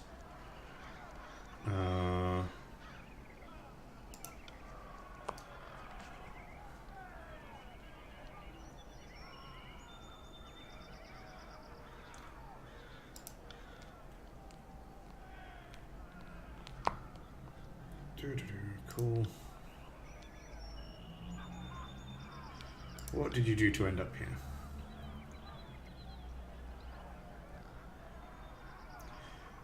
Made the grave mistake of suggesting the Iron Marshal wasn't fully utilizing the Scarlet Chorus. Well, here I am. A liaison officer to a camp of liars and cheats who'd sooner gut me than ask for my aid. Guess she showed me. Yeah, okay, cool.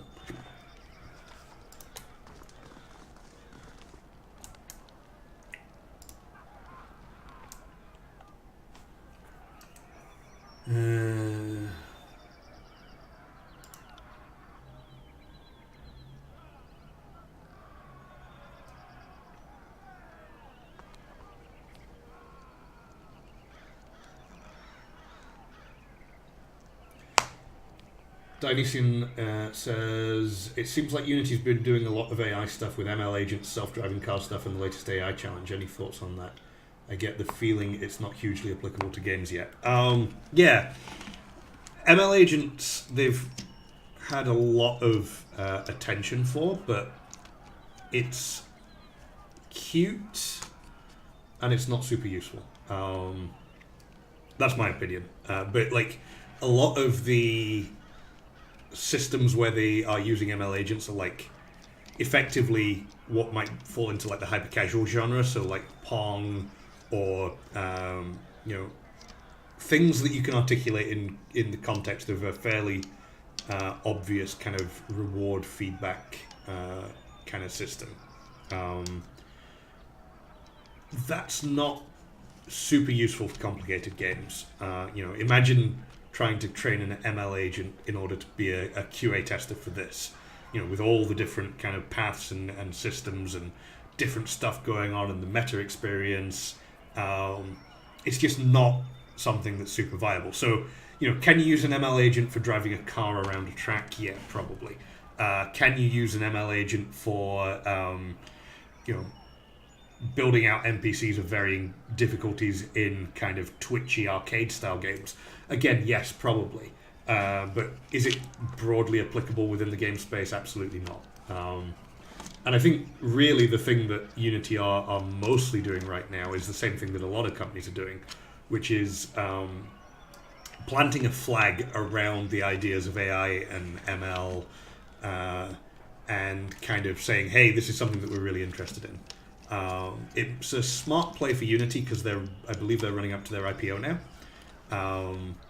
or kind of widely believed to be running up to their IPO. I don't know how much of that is just speculation, but that kind of puts you in a world where you want cool headlines about the things that you're doing, and you want to be perceived as like a technological leader, and it kind of doesn't matter to an extent whether it's actually there or not. So Unity's AI team is headed up by a guy called Danny Lang, I believe.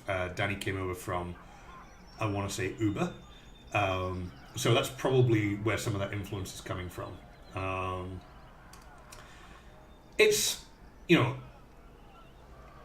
it's interesting and it's useful in some ways, and it's probably going to advance the state of the art, but it's not directly applicable right now. And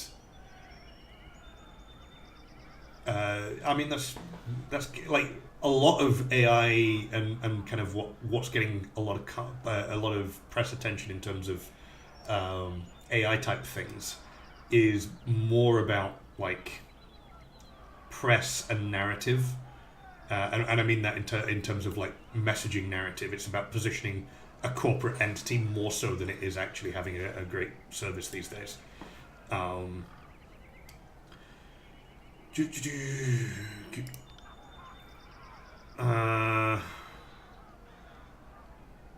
What is your role in the Scarlet? Do you not recognize the Scarlet Fury when you see one? We are the warrior spirit of the chorus, scholars of sword and shiv. In peace we train those tough enough to endure our lessons, but wise enough to learn from the best. In battle it is our duty to slay our foes and inspire the horde with our skill and bravery. We are fearless vanguard of this confused but glorious rabble. Cool. Let me...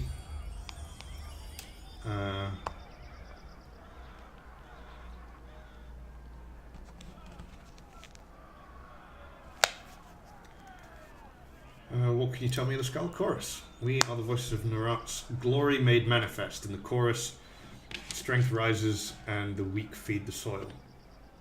Wait, hang on. Dionysian, you said it's 1 AM there. Where the hell are you these days?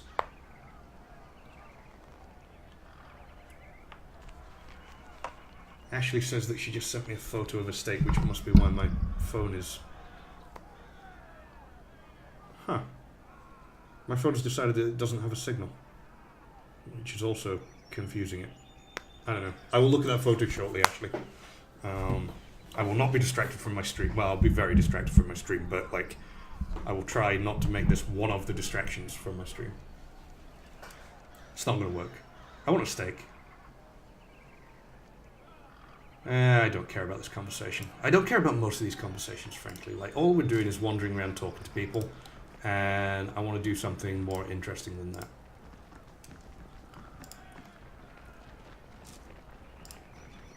Alright, world map. So, we have the Tricknettle Wilderness here. So one of the things that that got mentioned was that if we try to take the crossing without dealing with these guys, then they'll attack us from behind. So let's go deal with these guys. Oh, you sent me an email? Huh. I don't think I saw that email. I'll find it this afternoon if I get time. I may not get time though, because as with all things, I am really up against it.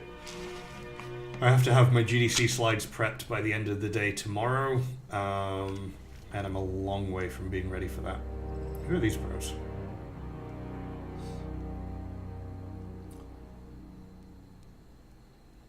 Fried up shallots, garlic, mushrooms and tomatoes and chunky chips. I think you mean fries, actually. Reinforcements, finally. Come this way, we need to... Sisterverse, what did I do to deserve such a helping hand? The Fifth Eye has a sense of humor sending you.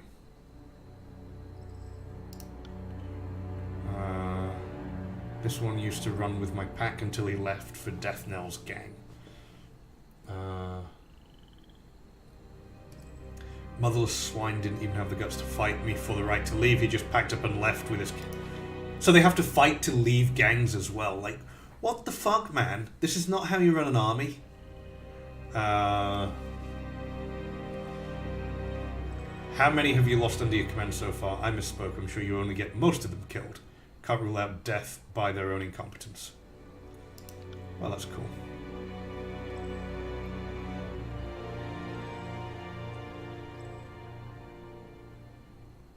If you want to fight him, I've got your back, but we do have a mission here. Gain some loyalty with a companion. Another time, get comfortable with the idea of a knife in your belly. It'll come from me as likely as not. Cool.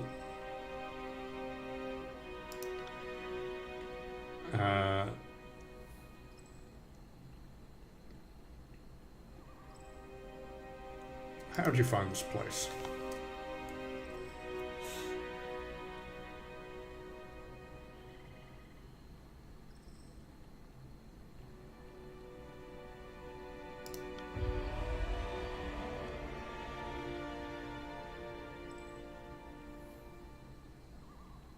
What's your plan now?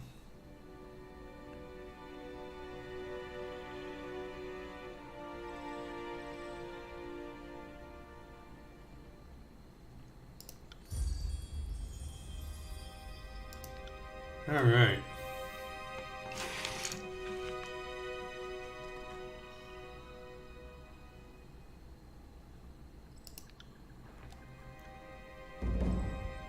Locate the rebel captain.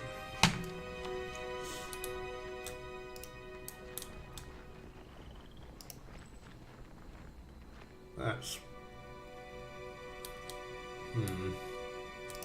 What happens if we go around this way?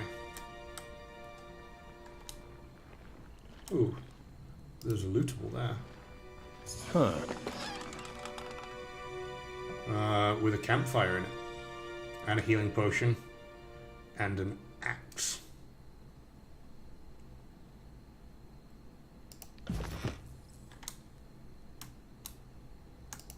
And another lootable. With a staff.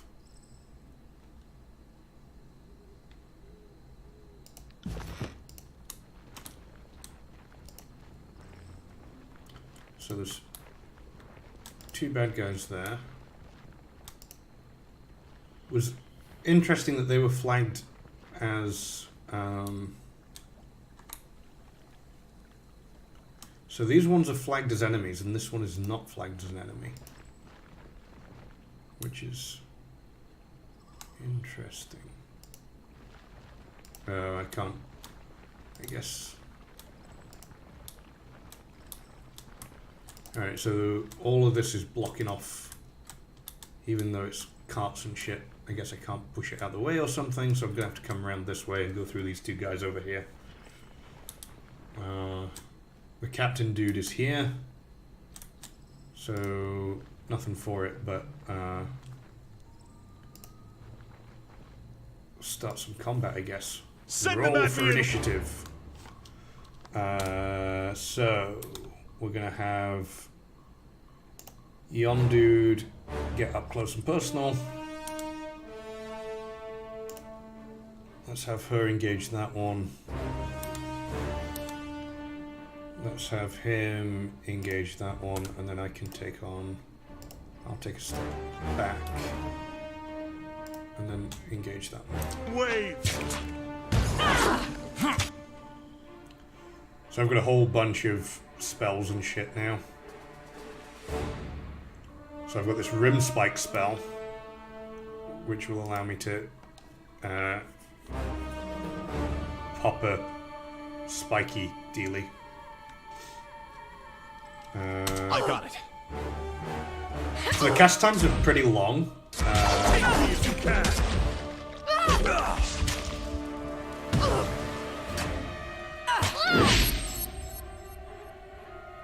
You learn something every day.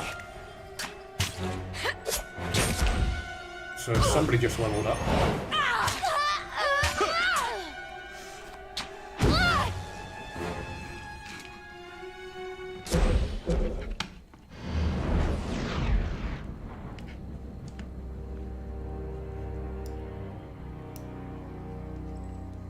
I got it. Alright. Oh!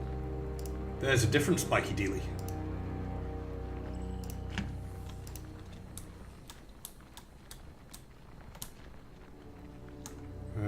Okay. Do we trigger that again? Nope. just once. I guess my detect devices or something is not high enough, but I did get a level out of that, I think. So let's spend some talent points and some attribute points.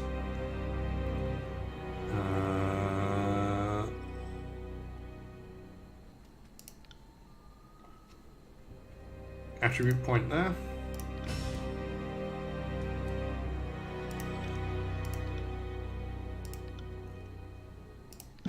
Looks like this one's the only one with a new thing.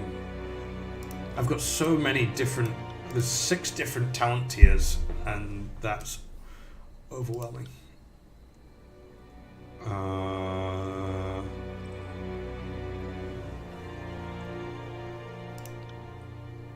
Leadership? Question mark? Okay, you can't get leadership until level 3, so that's easy. We don't want anything in this simply because like that's not what we're doing. So I think we go all in on magic.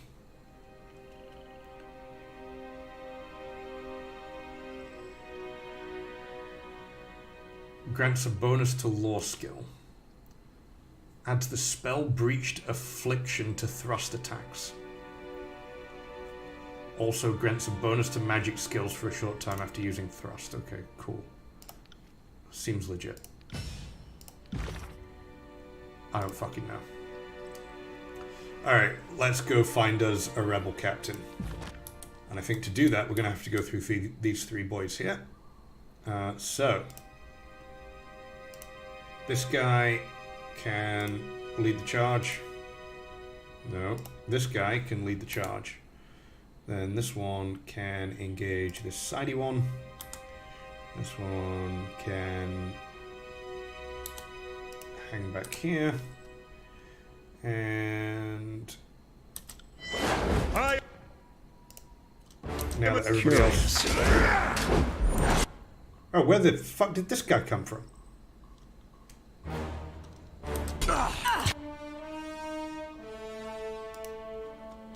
Was that some sort of weird, like, teleportation blah?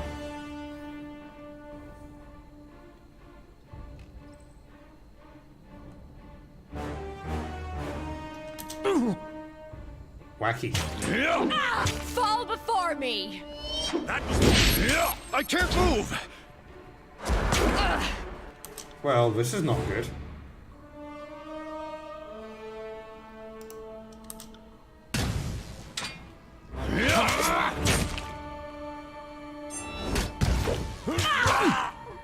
Alright, he's nearly down.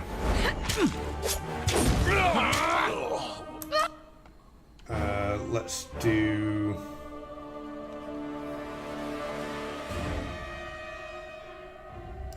Let's do a spiky boy on this guy. Right.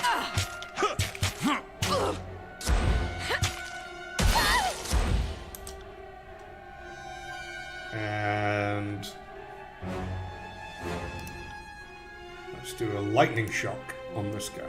What's it called? Electric jolt. Will do.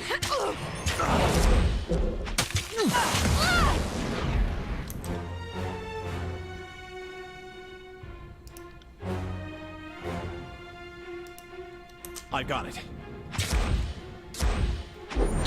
The channel times on this thing are real long. See that?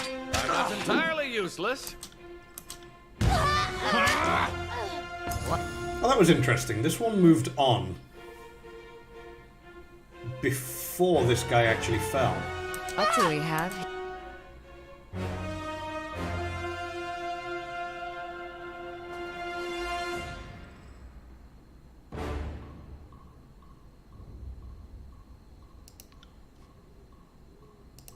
Here.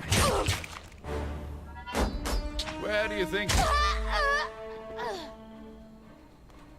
Alright, out of combat. Ooh. There's a trap over here. Let's see if we can disarm it. Done. Sick. bring all the party up.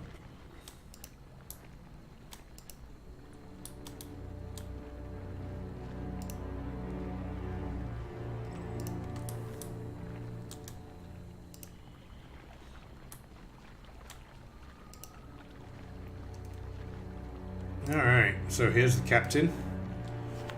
Oh, captain, my captain. The Overlord's peons have arrived. Blades up.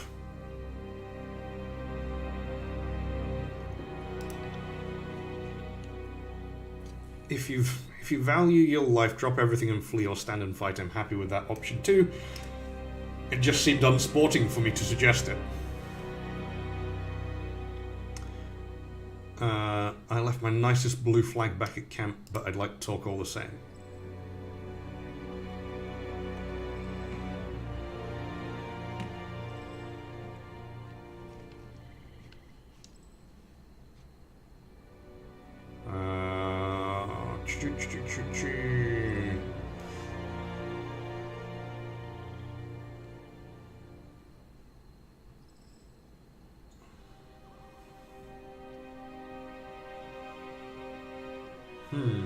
So we've got three interesting options here. One is a subterfuge ploy to ask about disfavored taken captive. One is just a straightforward, hey, the Scarlet Chorus wants you and only you, so nobody else has to die. And then the other one is like, hey, we've got your brother, which we actually don't, but we found out about him from somebody, I think from that sorceress. So you've got the option to kind of... The fact that you've had that encounter means that you've opened up some additional options here. I don't really want to lie to them.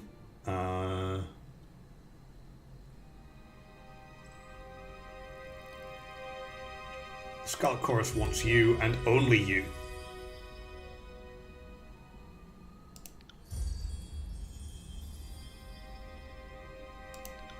Alright, well that was not the right one.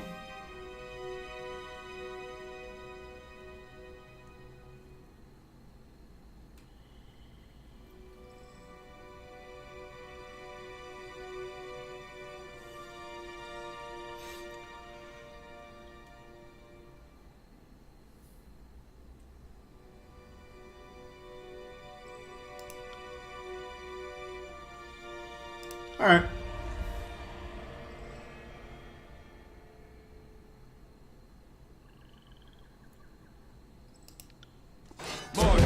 Well, that feels like a mess. Oh, we've got to level up with Verse here. So, Verse needs...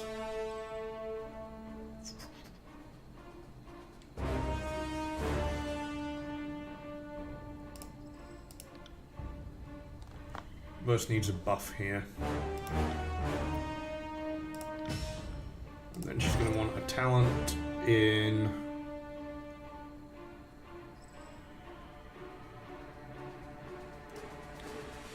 Ooh, I don't know. That's a taunt. We've got one taunt already.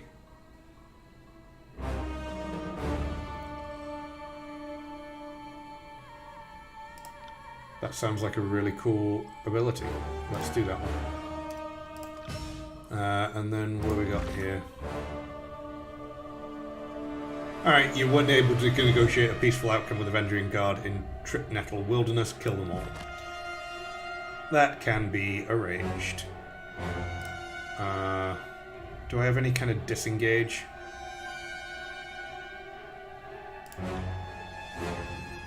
Let's knock this dude prone. So Well, let's do it, you and me.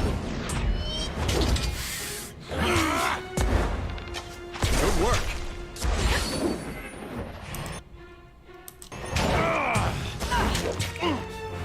Alright, the captain's nearly down, but so am I. So that's suboptimal. You are finished. Before me.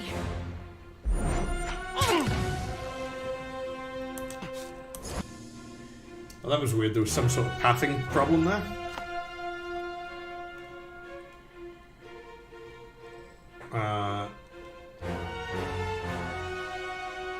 So now that I'm back up, I can have a potion.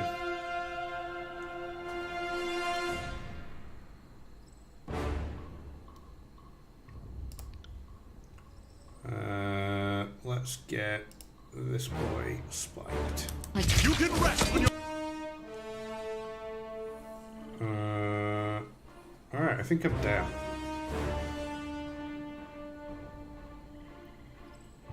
Wounded characters will have their maximum health reduced.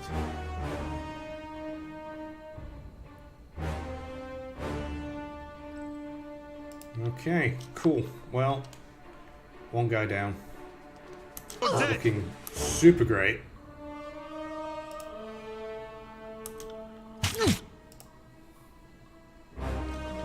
Verse needs to step this way so that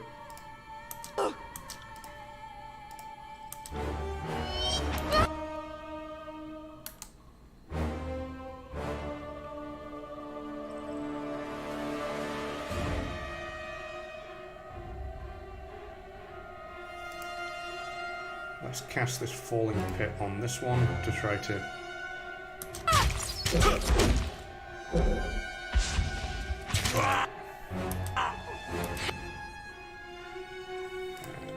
and take a potion. Everybody needs to get in on this guy now, because that archer is doing way too much damage.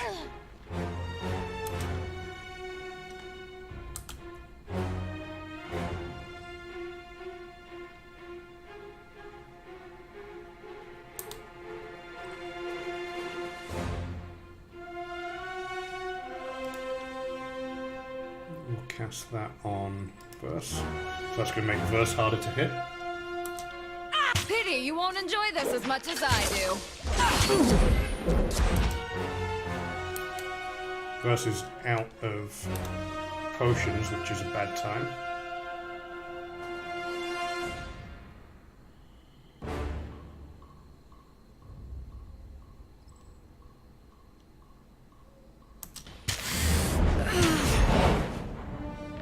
Did I always have this much blood?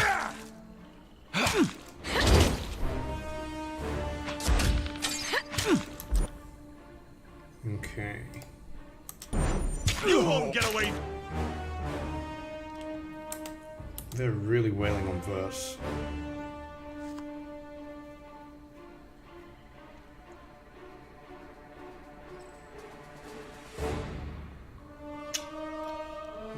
Nothing much to do here other than I picked up a taunt ability, right?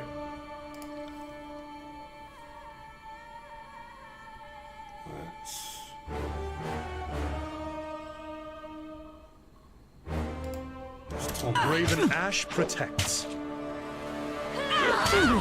Take me if you can! They won't even get close.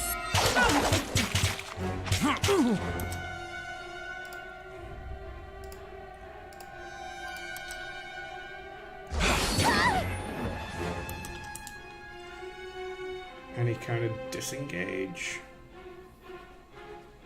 No. Let's try that false pit thing again.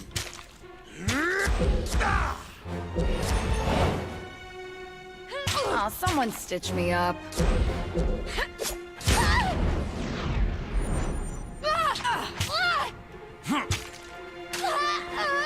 Alright. So, not looking so hot right now.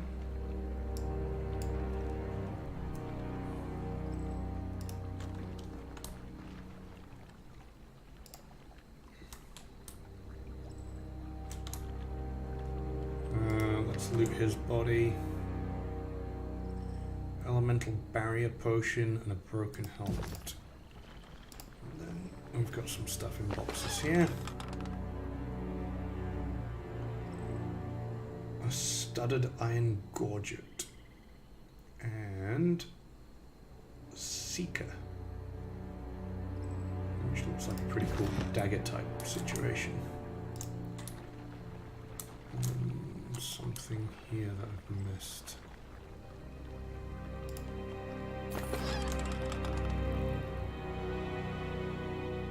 Scroll Sigil of Frostfire. Okay. So let's bring up the inventory. And let's go learn about that scroll.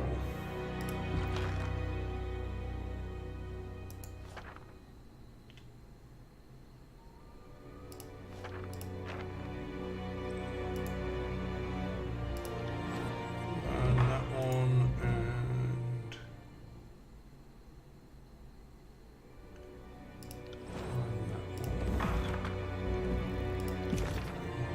what have we got?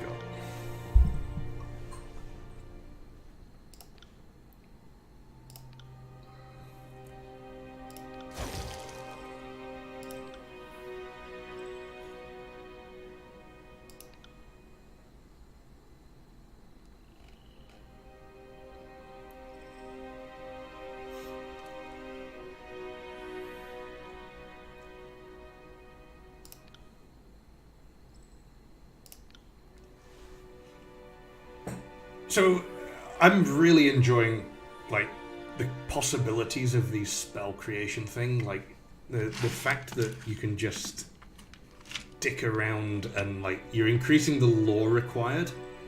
And nobody, like, this is a more complex spell than anybody in my party can actually use. But you've got this opportunity to kind of really go deep on customizing what's happening. And how the systems work, and that feels really exciting. So this is a frozen grasp, but this will be a strong frozen grasp, which takes you from a 15 lore to a 35 lore, and we've got 2 people who can use something like that. But then I can drop the frost fire, which fuses frost and fire, and that turns it into a lore 65. And then I can drop a range enhancement on it, which will turn it into a lore 75. So if I've still got the ability to cast a lore 75, which I don't currently, then I can sort of cater and customize my my spells as I see fit, which is really cool. Alright, we're going to have to face some more shit to cleanse the area of rebel resistance. Alright,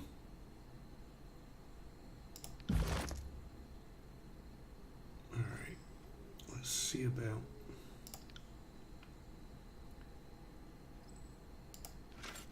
equipping this stuff.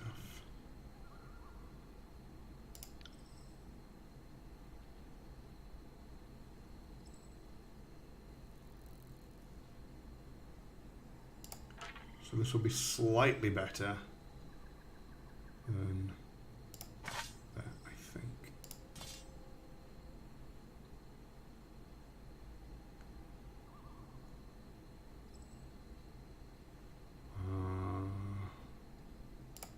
And then is this staff better than my staff? It's a little bit better on DPS.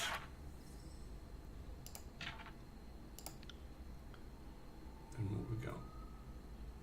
That axe is... that's probably okay. Now this guy, he was complaining that he couldn't use one of his core abilities because it required his quill, it was called. Is it that one? Lantry's quill. Alright. And then in terms of equipment, what we got?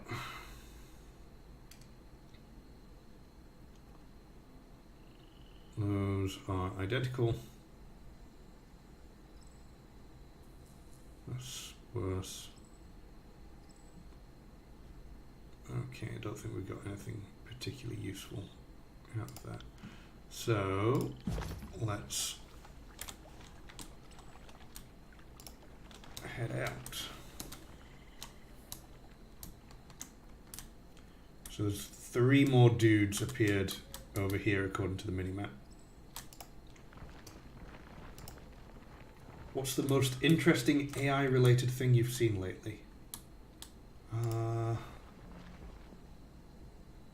That's a really good question. I've been spending a lot of time on like more back-end type stuff. Oh, this is why this is going so horribly wrong. Let's... we can't... Okay. Custom formation. Here we go. Tanky boy up front.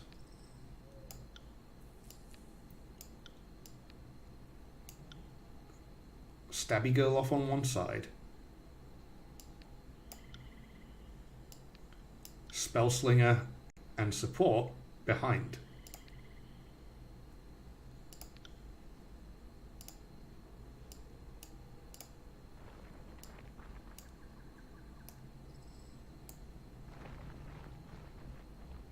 Alright, that feels better. Come at me. And now, there's a strong chance that the player character is not just going to be getting his ass kicked constantly. Brave me.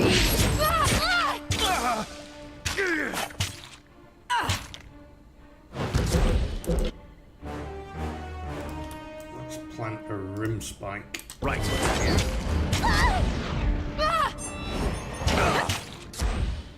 The channel time is really long. Most interesting AI thing I've seen lately.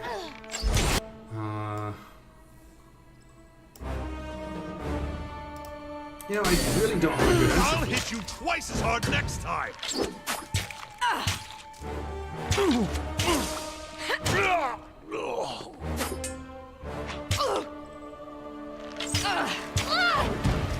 I never had a chance.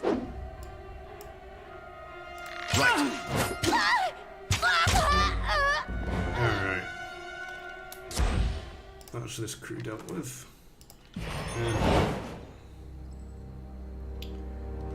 Dionysian's saying that combat is louder than my voice. So...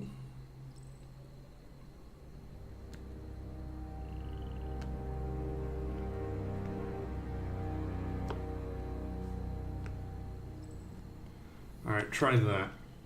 I've got some audio balancing stuff set up on my stream deck. So maybe that's a little bit better. It should have upped the gain on the microphone.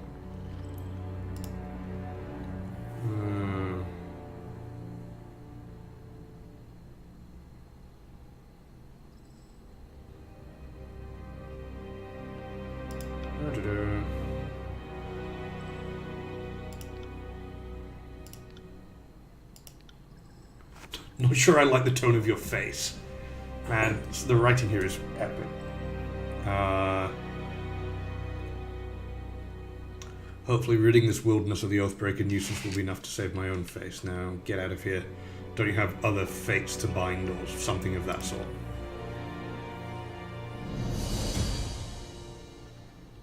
I had actually forgotten that we were supposed to be taking that guy captive.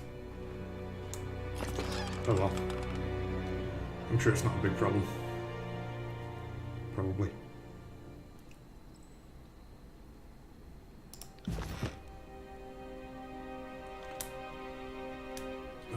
Okay.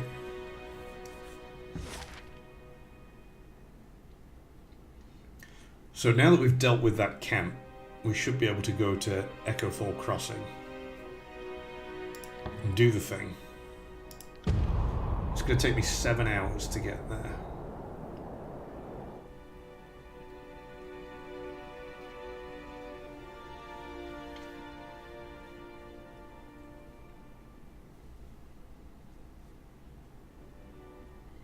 Actually, we are over time and I need to go and do some other stuff.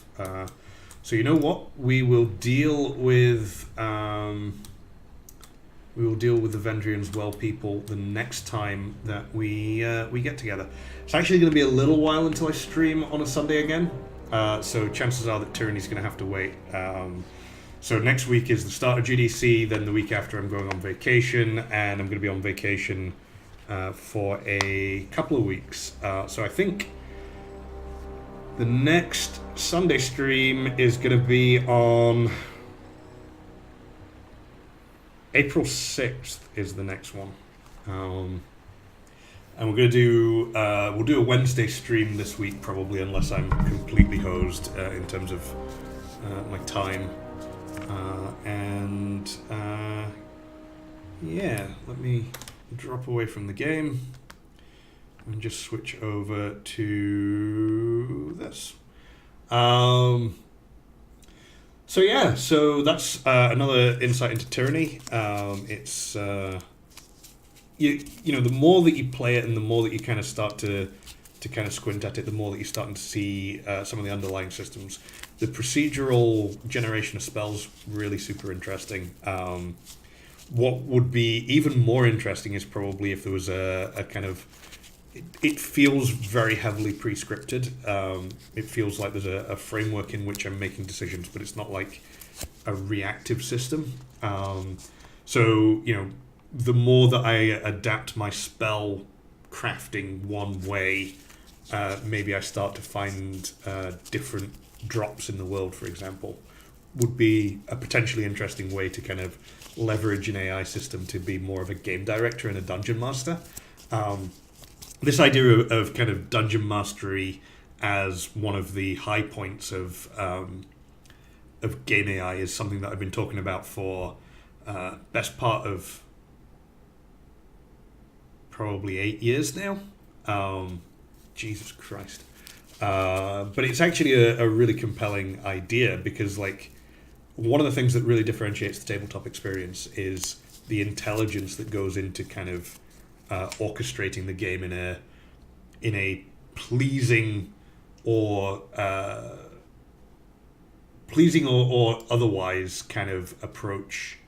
So, you know, meeting player expectations, understanding their needs and wants, and then either deliberately meeting them or deliberately defying them is a really, really kind of interesting and compelling space to be thinking about. And I would love to be able to kind of watch what this kind of stage director is doing behind the scenes and actually see if there's... my guess is that there's nothing smart about it, but you could imagine a world where your actions and your skills allowed you to differentiate yourself, and then kind of the AI system, rather than being like a malevolent intelligence, is actually kind of allowing you to be presented with opportunities to leverage that playstyle, which would be super cool. So yeah, so I'll be back on Wednesday at 6:30 Pacific. I'm going to be playing Cultist Simulator, I think, is up this week. So that's going to be fun. That's a great game put together by, I forget the name of the company, but the kind of head creative for it was a guy called Alexis Kennedy. We've talked about Alexis Kennedy before in the context of Fallen London, Sunless Seas and Sunless Skies. So it'd be interesting to see what's going on with that.